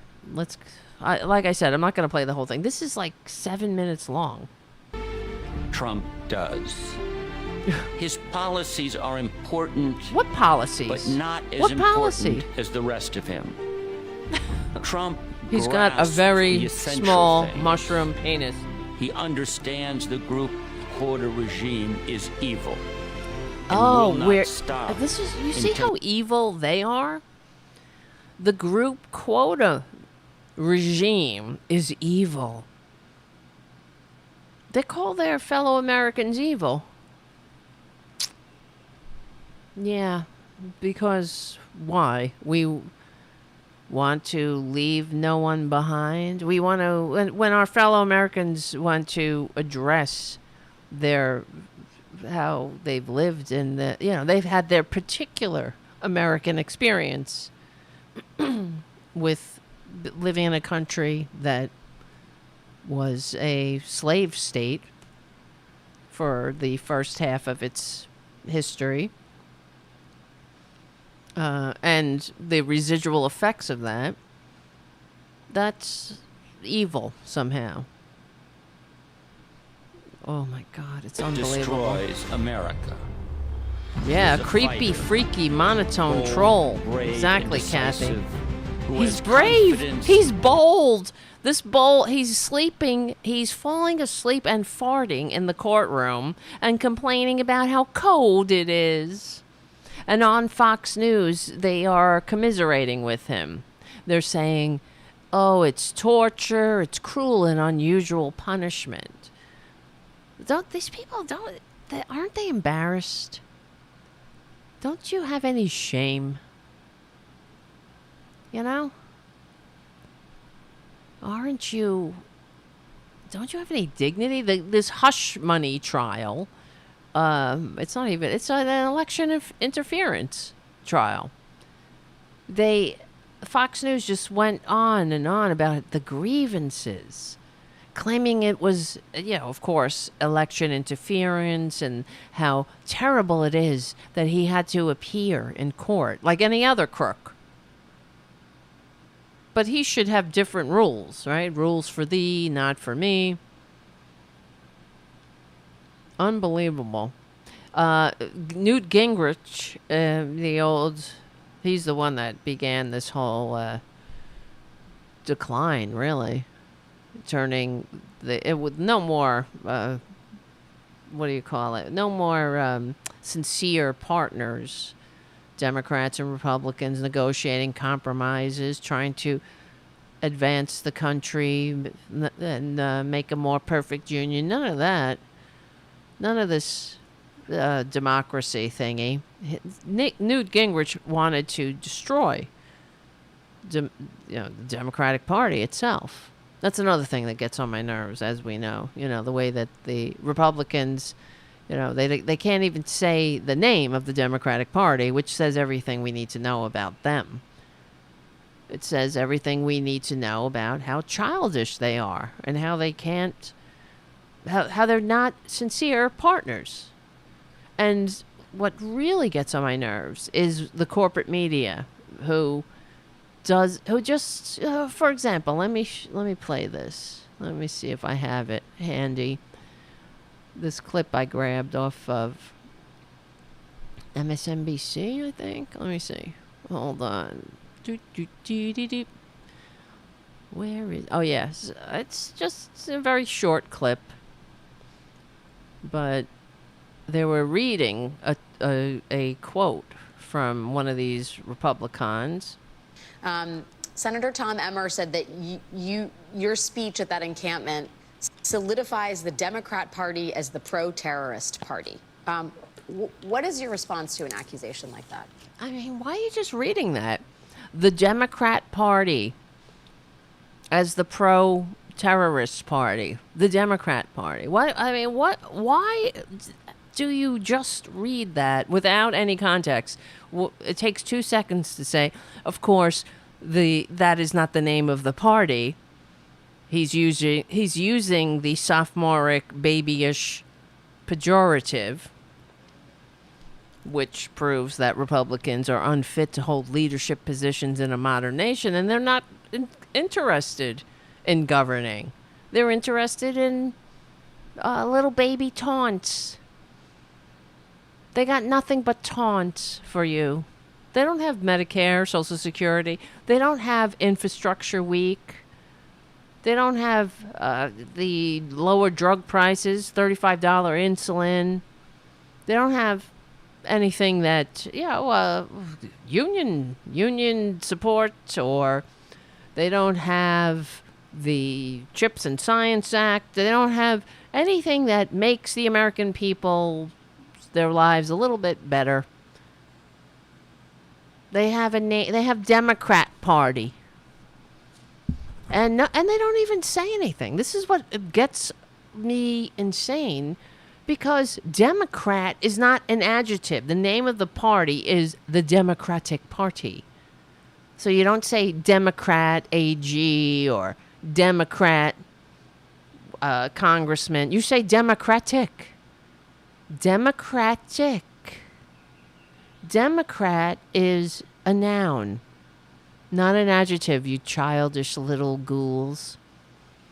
But that's why the corporate media should point it out and not just read it into the public lexicon, the zeitgeist of the day. Because we know that, I was listening to Tom Hartman, and now, of course, as the election is ramping up, you have all these paper posts and these idiots that call up as, I don't know where somebody's paying them, probably from the bowels of the Heritage Foundation, and they say, I'm a Democrat. I vote Democrat all the time. I've been a Democrat, and they'll just give it away the way that they talk about the party. I have always supported our Democrat policies, and you know that they're Republicans because they've been listening to Fox News. It's just so unbearable. The tediousness, the childishness. And the fact that the corporate media never, rarely, 1 in a million, they'll point it out. But there's no excuse for reading that without context, because some people don't know. I even hear sometimes actual Democrats saying things like that. Well, they'll say Democrat this, Democrat, whatever. The Democrat, they think that's the way it's supposed to be. Like that's proper English. The Democrat, because they say it like that because they are emphasizing the rat. It annoys the fuck out of me, obviously, but it also, it's shame on them, and that's why it needs to be pointed out. And it gets on my nerves that the Democrats don't point it out. It's another thing that would simply highlight how unfit they are. So why don't you point it? It's like abortion, shut that down with this, pro-life, ha. Whenever a Republican calls themselves pro-life, the only response should be a laugh track. And if you really are pro-life, you'd vote Democratic. Because abortion, you don't like abortion, abortions go down on the Democratic policies.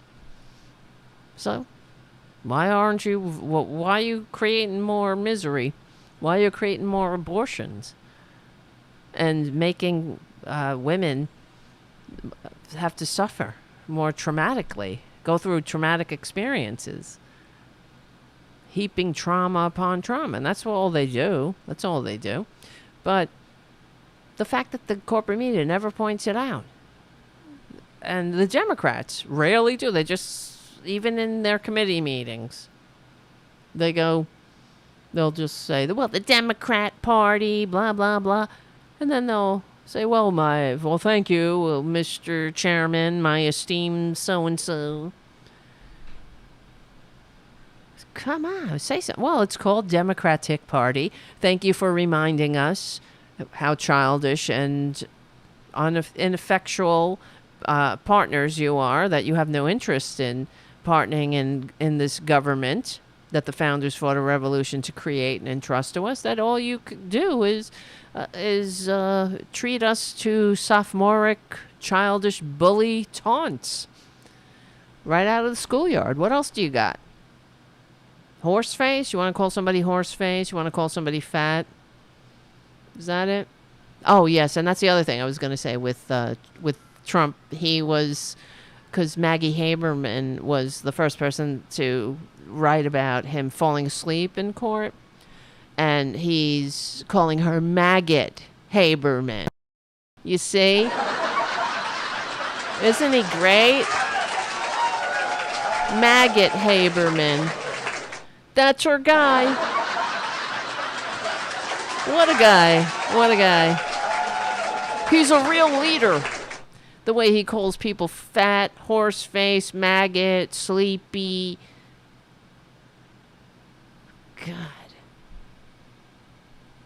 God, it's so tedious. Oh, but they love Jesus, everyone. They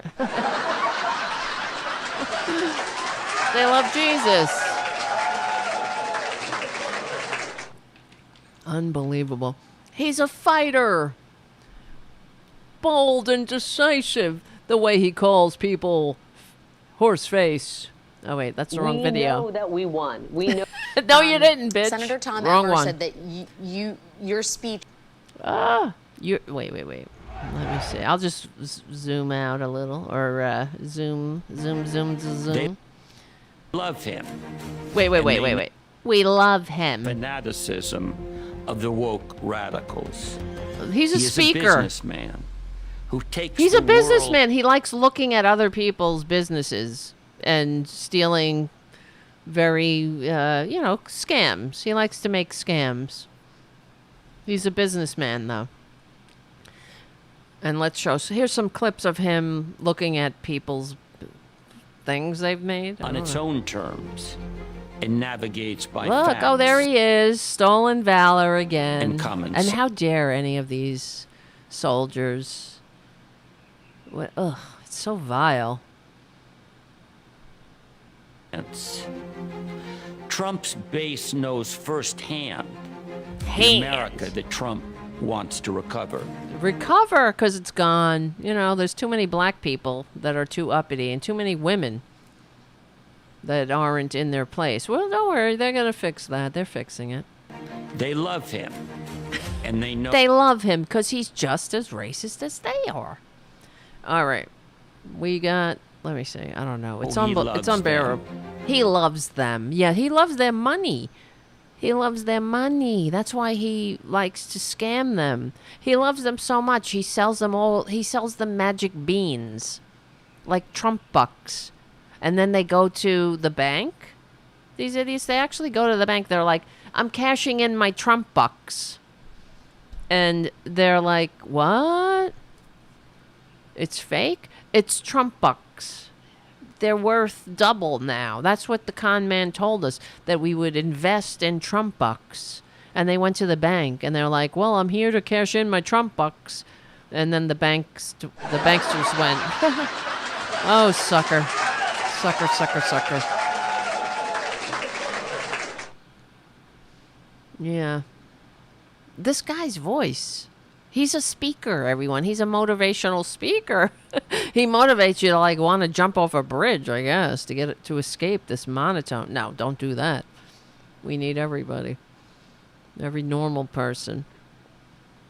When I was listening to this, I was like, is this some kind of mass hysteria, hypnotic, subliminal bullshit? they will fight for him. They because will. Look how stupid they look. They will fight for him because they don't know any better. They're just as racist as he is. They hate themselves. A lot of them are closet cases. They hate black people. They hate gay people. They hate trans people. That's really all it's about. And he gives them the permission to hate. And he's just as childish as they are. Because they can't go toe-to-toe with intellectuals. You ever see Jamie Raskin and Lauren Boebert? Oh, my God. It's like Mike Tyson and a 2-year-old going again in the ring. There's no match. It's just no contest. And that's the way it is with them because they can't keep up. Society keeps evolving. That's why they're so triggered by the elite, intellectual discussions about things. That's why they hate gender studies classes or anything that doesn't make some billionaire a buck. They think the only reason you go to school is to somehow, you don't want to learn anything. You don't ever want to discuss the complexities of life. That's way over their heads. That's why they're like, food goes in here. You got an innie or an outie pee-pee. Black people are whatever. They're all just stay in your neighborhood. I'll stay in mine. Would never talk. Never. I'm real America. Dumb as a post. And that's my American birthright. We will never, ever want to change, because that might make them, that requires some effort. Like when Trump, when he was called to military service, that required effort. It might require him to work on his PT. He'd have to do a push-up or two. It might require him to sacrifice a little. But he couldn't do it. He couldn't do it. He just likes the salutes and the, I look real tough. No, he will fight for them. He will not. That's why he stole your taxes. He cut all of the benefits of his tax scams. All 80-something% went to the 1%, and they had to be paid for somehow. So he took it from you. You dullard. And anything that he did give you was a temporary little salve to keep you dumb. Oh, look what he gave. I got an extra $100. But now I got to... He picked my pocket, and now he's helping me look for it with $100. But... All right, listen. What time is it? The last thing I wanted to do, we might go back to this in a minute. We didn't finish the whole thing. It's a disgrace. He's basically saying that Trump knows there's no white privilege. He knows that the woke people suck. Everybody sucks. Oh, and there he is hugging a flag. Does that flag have a lawsuit? I think that flag should file a sexual assault. See, this is emblematic of exactly who they are. The symbols of patriotism. Look how much I love America. I'm actually humping a flag. How can you say I hate America? I even though I promised to be a dictator on day one, that doesn't mean I hate America. Look, I'm humping a flag. Children over here, look, here I am, kissing and humping a flag. That means I love America, don't you know? Look at me, I even made a Bible I put a flag in it. And that proves I love the Bible and the flag. I love Jesus. It's just so personal. Old Testament, New Testament, a little bit equal. I like it equal. Both. Just like I like this flag. I love it so much. Look at me. I would never meet with Putin behind closed doors with no translator, with no Americans in the room, and confiscate the transcript. I would never do that. I was only in there discussing everything that we were going to do for America. See, I would never steal classified documents and show them to somebody that had no security clearance as a proof of how victimized I am and how everybody was picking on me. And then I would never take those documents on my tacky plane to New Jersey when I was meeting with the Saudis. Why would I take them on a plane to meet with the Saudis besides to sweeten the pot? But I did it because I love America. Look at me. I'm humping a flag. Just like you have stars on your shirt while you're trying to turn back the clock to the 1600s, to the time that was pre-revolution. Just like you're trying to, you got an eagle on your shirt. You love America. Freedom. You love freedom. The freedom to stomp on people's necks until they're dead, if they're black. And you love it. You love it. The freedom to say the N-word. That's all you need.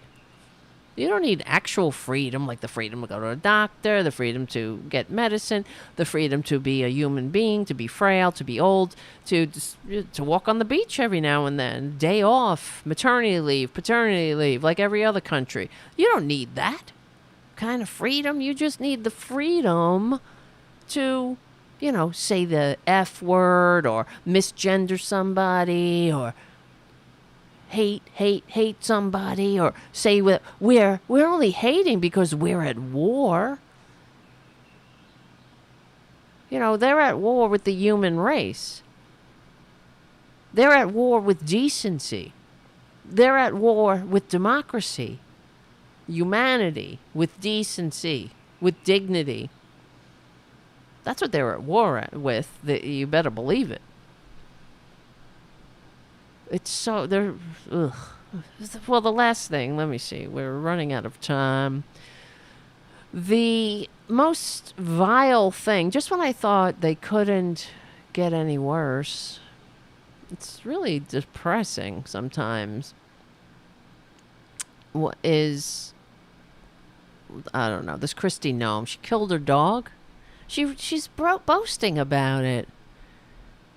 So disgusting.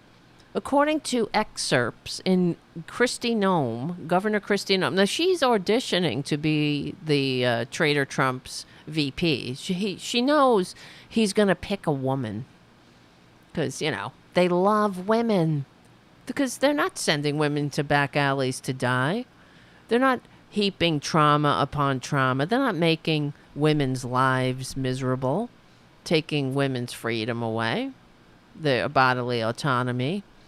And they're not making more abortions and making women's lives harder. If they really liked babies, they wouldn't constantly. Well, these are the people that are not only cutting health care or coming for it, trying to cut every social safety net that we once believed came along with being an American. These are people that are sending kids to work. All over the country, they're rolling back child labor laws in Republican states. But they're also, if they loved babies and loved life, you would think that women who have traumatic or catastrophic pregnancies that need to be terminated, they would allow them to the bodily autonomy. Well, they not just allow, they get their filthy Republican noses out of people's doctors' offices so they can get the health care they need so they can have a child and not be sterilized by sepsis or whatever else, the trauma that the Republicans put them through. This is what they do. Oh, it's so vile. But anyway, according to excerpts from Kristie Noem's upcoming memoir, she recounts an incident where she made the difficult decision to euthanize her family's aggressive dog. She says it was untrainable. It was 14 months old. Why don't you give it back? Give it back. Maybe you suck, Kristie. It's not the dog's fault. It's you. A 14-month-old dog? Dogs, just like other animals, are a reflection of their owners. Maybe you suck, Kristie. Maybe you didn't have the patience to deal with a dog that had been abused or what. Now bring it back to the shelter. Give somebody else a shot. And I'm not talking about with your gun, because she took this dog. She said that she, as an experienced hunter, she took Cricket, a female wire-haired pointer, she wanted it to help her hunt pheasants. But it was too unruly, and it would mess up the hunts. It was excited. It said that during hunts, Cricket's excitement would ruin the outing because it would go and chase the birds. Isn't she such a awful person? It doesn't sound like Cricket was unruly. She wasn't your hunting dog. Bring her back. So you know what Gnome did? First she tried to use an electric collar to control Cricket. This is a 14-month-old dog, a puppy. On its way home, it escaped her truck, and it said it attacked a local family's chickens. So she says. Phil, you were training it to go after birds, lady. It was a young dog, a puppy. It wasn't trained yet. You didn't do your job. Bring it back to the shelter. Bring it to a shelter. She said the chicken's owners were left in tears because I thought they liked drinking Americans' tears. And then she said that Cricket attacked her. Bullshit. When she tried to retrieve the dog, Cricket attacked her, bullshit, by the way. Leading Grim, that's her name, really. Leading Gnome to the grim decision of, this is what she did. She took Cricket to a gravel pit. Well, she said she hated the dog. She hated it because it was untrainable. In her book, she says she hated the dog, probably because it ruined her murder fest when she went out hunting to kill things for fun. Even though she don't need to kill things for fun. You like going out and I don't understand that. You don't go to a supermarket. You don't have to kill these animals. They're doing it for fun. It's not like she's doing it because she needs to eat. What a fun hobby, killing things and watching the light go out of their eyes. So much fun. Anyway, sick. Take a picture. Go out. Take a picture. Well, I make some good pictures of your dog having fun with the birds, chasing the birds. You could have got some good pictures there. But she took this dog to a gravel pit and shot it. That's supposed to be endearing to Republicans. She led Cricket to a gravel pit and shot her, writing, "It was not a pleasant job, but it had to be done." Like the internment camps that Trump's gonna build, and the mass deportations, and, kids who are hungry, let them starve. It has to be done. Then, because she was filled with bloodlust and murder and loved murder, she wanted to kill something. She couldn't kill the birds, or something happened. The dog chased the birds away and they were too fast. She couldn't get her gun out in time to go kill, kill, kill. So she, in the bloodlust, after she killed Cricket in the gravel pit, she probably left it there. Just left it to rot. And she wasn't done killing, so she decided to eliminate a male goat that she had, and that she had deemed nasty and mean. She reports having shot the goat twice.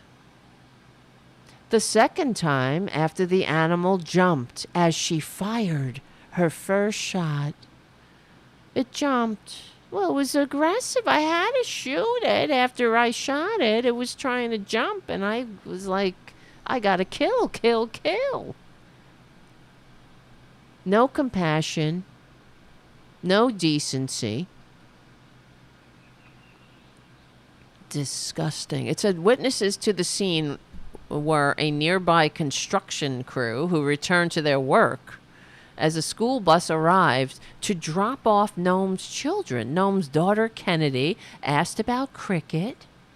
"Where's Cricket, Mom?"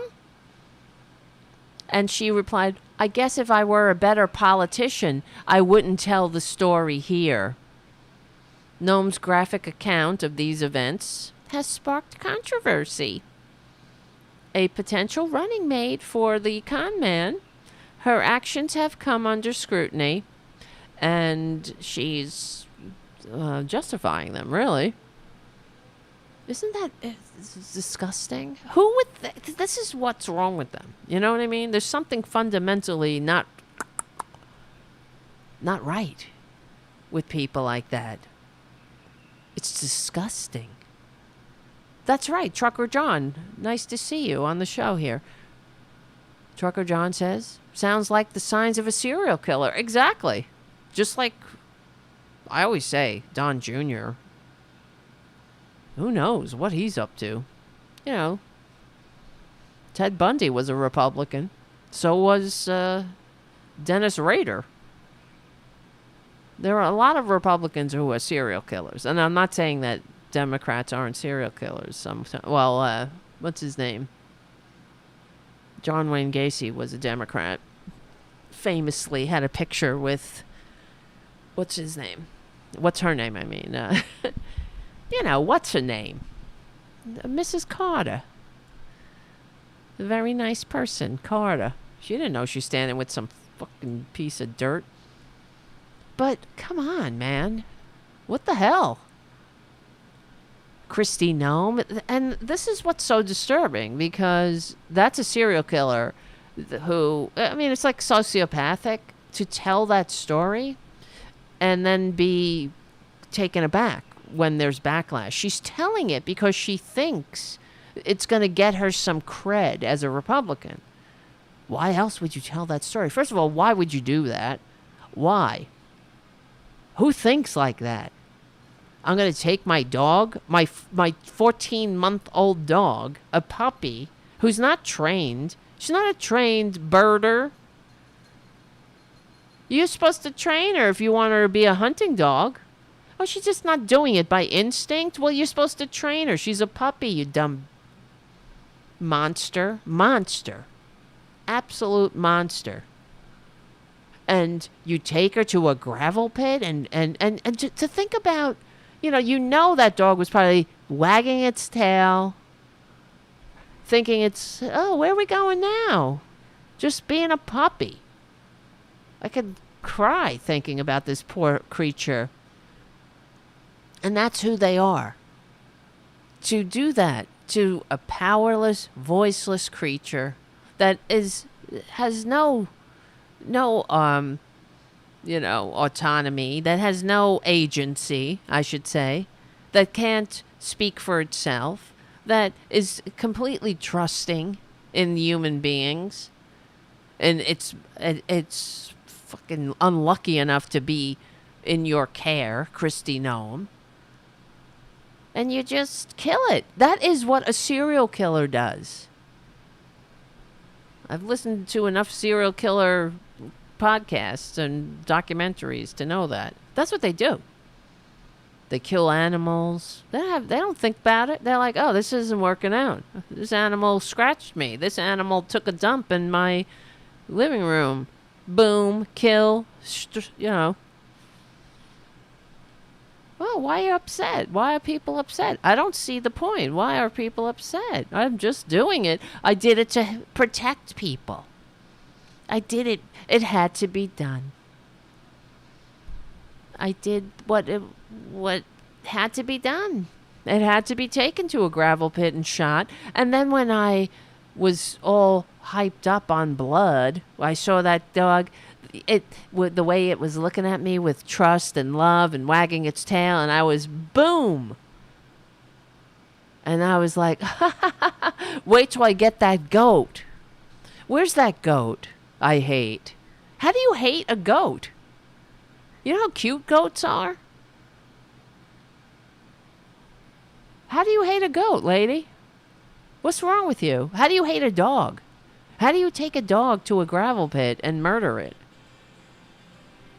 and then write about it and then get kind of confused why people are upset. That's the sociopath. I'm telling you, man. Something wrong with every one of them. Something. That's why they're in that party. Why would you be in a party that is so cruel? The cruelty is the point. All right, guys. Thank you. That's the whatever. We will win. Thank you, Charlie from APS Radio News. It's a very sad story, I know. Who wants to end the show like that? Man. But whatever. We're normal, so we will win. We're on the right side of history. We're on the right side of decency, dignity, democracy, humanity. My name is Tara Devlin. I'll see you soon. And become a patron at patreon.com/Tara Devlin. And what else? Check out APS Radio News, Charlie's site, with his other media voices on there, including me.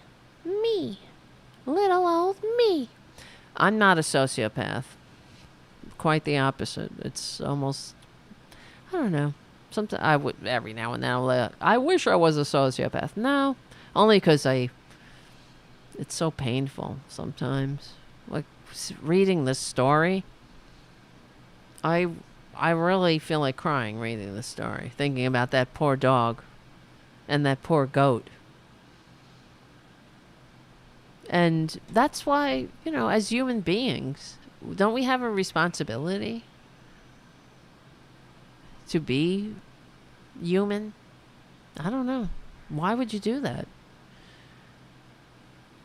She tried to rein in Cricket with verbal commands and a shock collar. That's not how you do it, dummy. You should have just given her to somebody. Take her to the shelter, you dumb. So disgusting.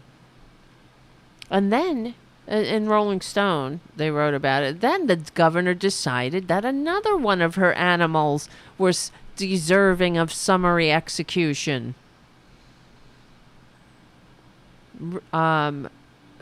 Nikki McCann Ramirez writes in the Rolling Stone, "I hated that dog," Gnome recalls. You hated that dog? You hated it. But it was so hard. It had to be done. I had to make that very painful decision. Well, it's not Old Yeller here. It's not painful at all. You were enjoying it. You sick, twisted sociopath. You psychopath. That's how they can be cruel. They are cruel. They don't see how this is cool. Cruel, not cool. At the moment, she said, I realized I had to put her down. You did? No, you didn't. Why? Because she killed a chicken because you were trying to make her be a birding dog. So she wasn't getting it down fast enough? That she shouldn't actually chomp on the birds? She should just flush them out so you can do the murdering. Boom, boom. So much fun. Let's go out and kill. She dragged Cricket to a gravel pit and shot her dead in front of a startled construction crew. It's not a pleasant job, but it had to be done, she said. And after it was over, I realized another unpleasant job needed to be done. She writes this in a book that she wants people to read. What? The governor decided that another one of her animals was deserving of summary execution. A mean, old, musky, disgusting, rancid goat. Ugh. Look in the mirror. Look in the mirror. Oh, I know you got those teeth. Those nice fancy teeth that you're getting sued over. I know, but it's an inside job, Kristie, you know? She says, well, the goat sometimes chased her children. How? Were they taunting it? I'm sure the goat was in a pen. It was in an enclosed fence. What was it? Sitting on a porch, and the kids walked by, and they were like, "Get off my lawn, kids!" It's a goat. It chased your children. What were they doing in a enclosed pen with a goat that was chasing them? What were they doing to the goat?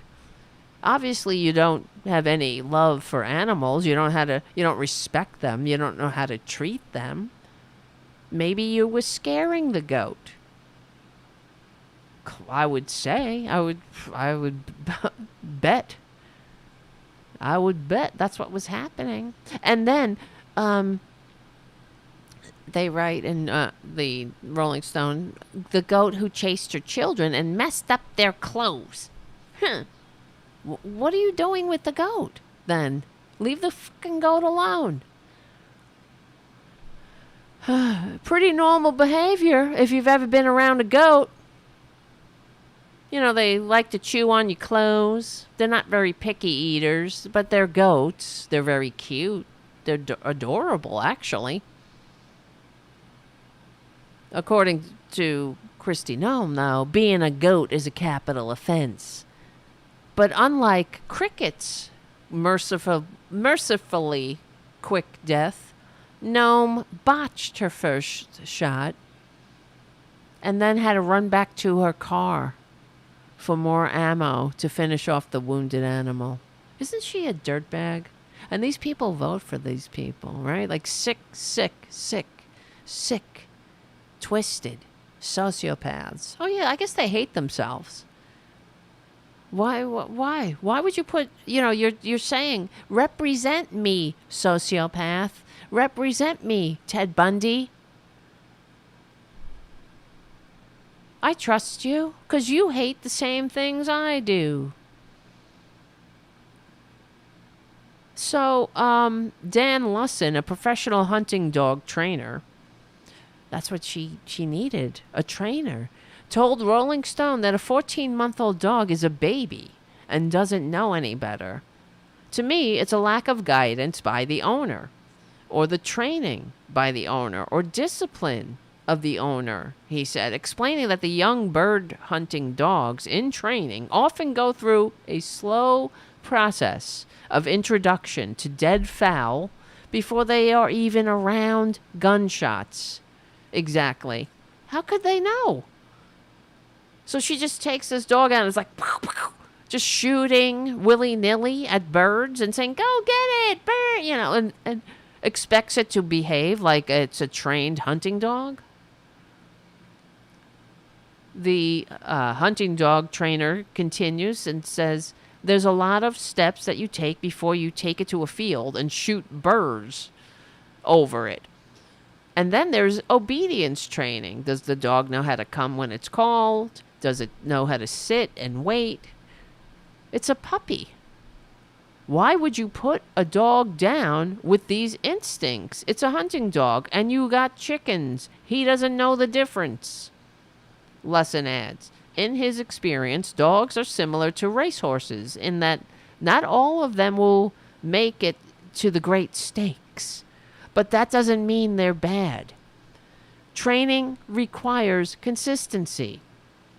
And it's an inconvenience. It could be an inconvenience to be consistent if you're a lazy owner who hates dogs. Dogs are lifelong learners, and some people think they're people. This is what the trainer says. But they're not. They need to be trained if you want them to perform certain acts. It's not like, you go to the pound, like you ever see drug dogs at the airport. It's not like you just pick them out and go, okay, show me where the cocaine is. You got to train them. This one doesn't show me any cocaine. It just goes and it sniffs all the packages and knocks them over. Governor Gnome's office did not respond to questions from Rolling Stone, attempting to clarify if she sought professional training for cricket. No, I can answer that. Before cutting the young animal's life short. In a post on Twitter, Gnome wrote that, "We love animals. They're so tasty." That's what I love, the Republicans, of course, because I love animals. I don't eat animals, and I support PETA. They're like, PETA, people eating tasty animals. Isn't that funny?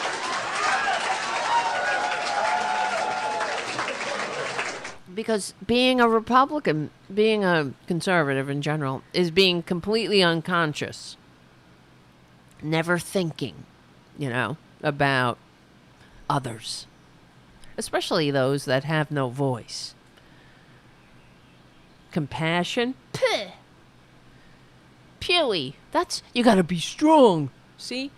Look at me. I'm proud to be. Please. These people. Oh, God. Oh, yeah, and then if you're passing through, I was in the military, conservatives, so unlike you, who hate America. Oh, you only love America with the shirts, and, you never put your ass on the line. Couldn't do a push-up, right? Is that it? Easier to walk around with an assault weapon and say we're at war with fellow Americans. Gnome wrote that we love animals, but tough decisions have to be made. This happens all the time on a farm. Well, honey, somebody should fucking go to your farm and take your animals away. That's what happens all the time. You're like, I gotta kill that goat for being a goat, for chewing on my kids' strings on their what do you call it? On their sweatpants. That goat just chewed on a string. We love animals? No, you don't. If you love animals, you don't take them to a gravel pit at 14 months old and shoot them for being a dog. You don't treat them like shit. You give them a chance. Oh, it's not your... it didn't happen. She was unruly. She went after a chicken after I told her to go after the other birds. She was like, she didn't know a chicken from a bird, another bird. What? Shut your hole. We were on a farm. No one, we're real America on a farm.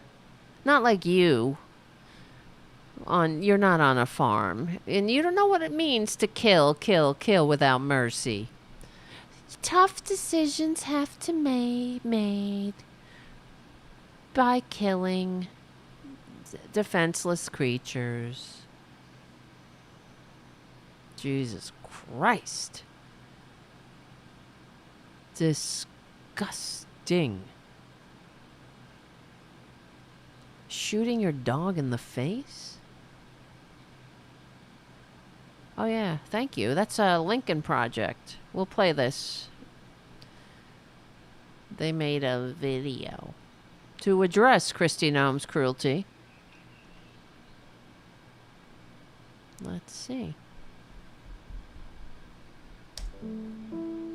Dog owners know our furry friends can be a lot to keep up with. But when those tough moments come, you have options. Shooting your dog in the face should not be one of them. You would think, right? And if you do happen to shoot your dog in the face, please don't write about it in your autobiography. As if it's This something has been a public service announcement directed at any Republican boast who may be about. considering murdering their dog. Right? I mean, don't we owe dogs better? They've only been our companions for 14,000 years.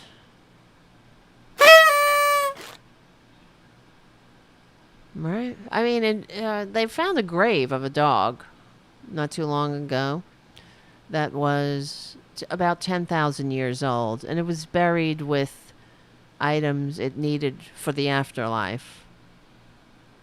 So someone loved that dog before there were writing and recorded history. Someone, built a bond, saw that the dog had a soul. And not Kristie Noem, though. All right. It's just, yeah. That's right, Pookie's mommy, Irene, says that's animal cruelty, and she should really go to jail for it. Yep. She absolutely should. Being on a farm, that's no excuse. People on farms get charged with animal cruelty, too. Oh, that's too woke. We're all woke here. Can't be woke on a farm. Boom, boom, shoot, shoot. Shoot first, ask questions later. It's so disgusting. But that's who Republicans want to represent them. Somebody who, takes their money and flies to a different state and does and gets her teeth done.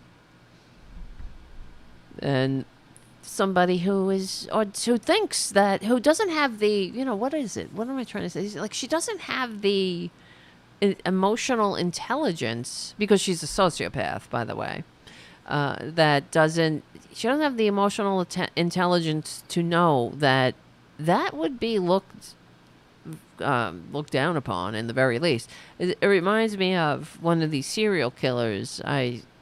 Because I have a subscription to Wondery, and I listen to it's called, oh God, what's the name of it? It's called Killer Psyche with Candice DeLong, who I love. I love Candice DeLong. She's great. She is a former FBI profiler, and she used to do that show, Deadly Women, and all that anyway.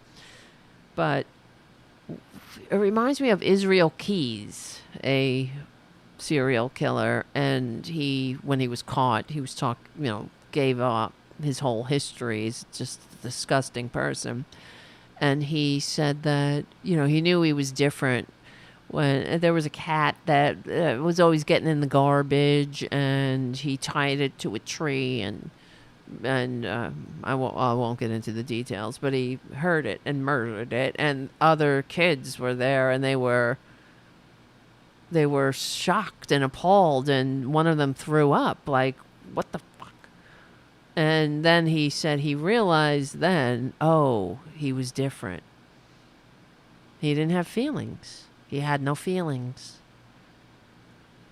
That's her, man. If you can do something like that and then go, you know what, I gotta kill that goat too. In front of a bunch of kids getting off a school bus and strangers working at a construction site who were shocked. A bunch of, big brawly men.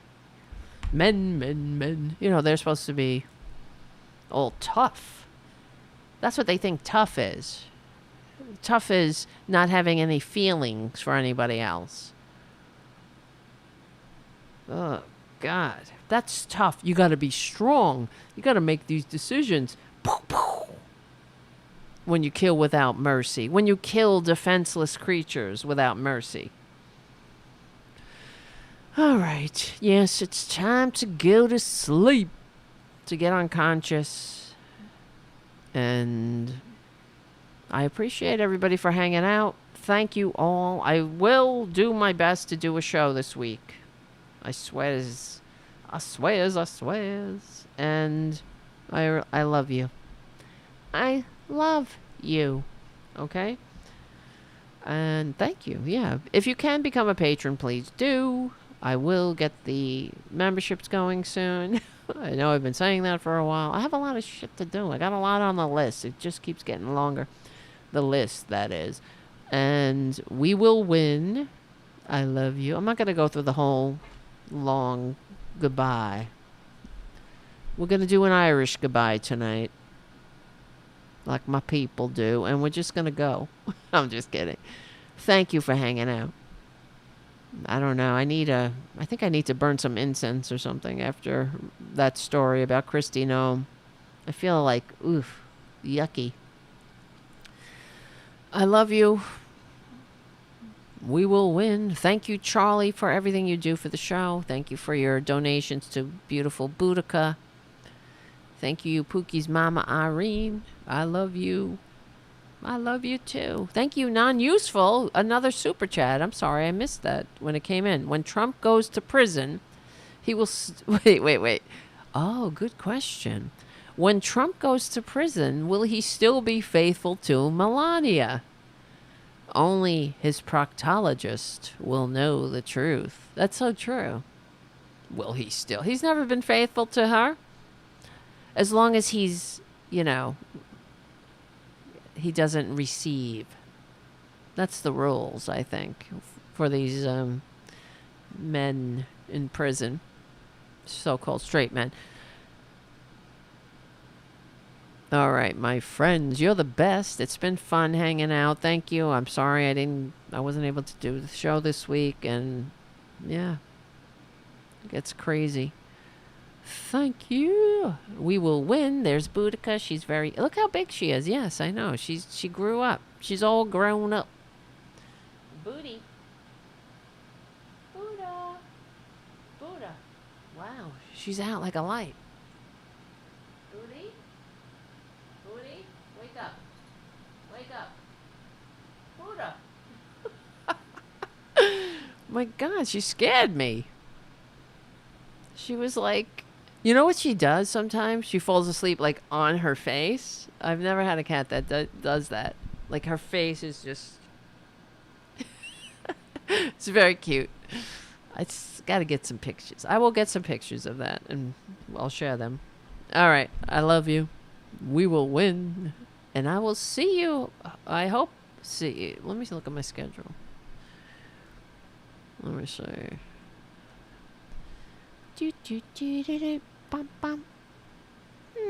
Yeah. Wow, May 1st is Wednesday. Wow. That's my life flashing by. It's going by fast, man. All right, guys. Thank you. I hope to do a show on Wednesday. And yeah, I'll let you know. Actually, sometimes it's hard to do it. But Wednesday or Thursday. And I will see you very soon.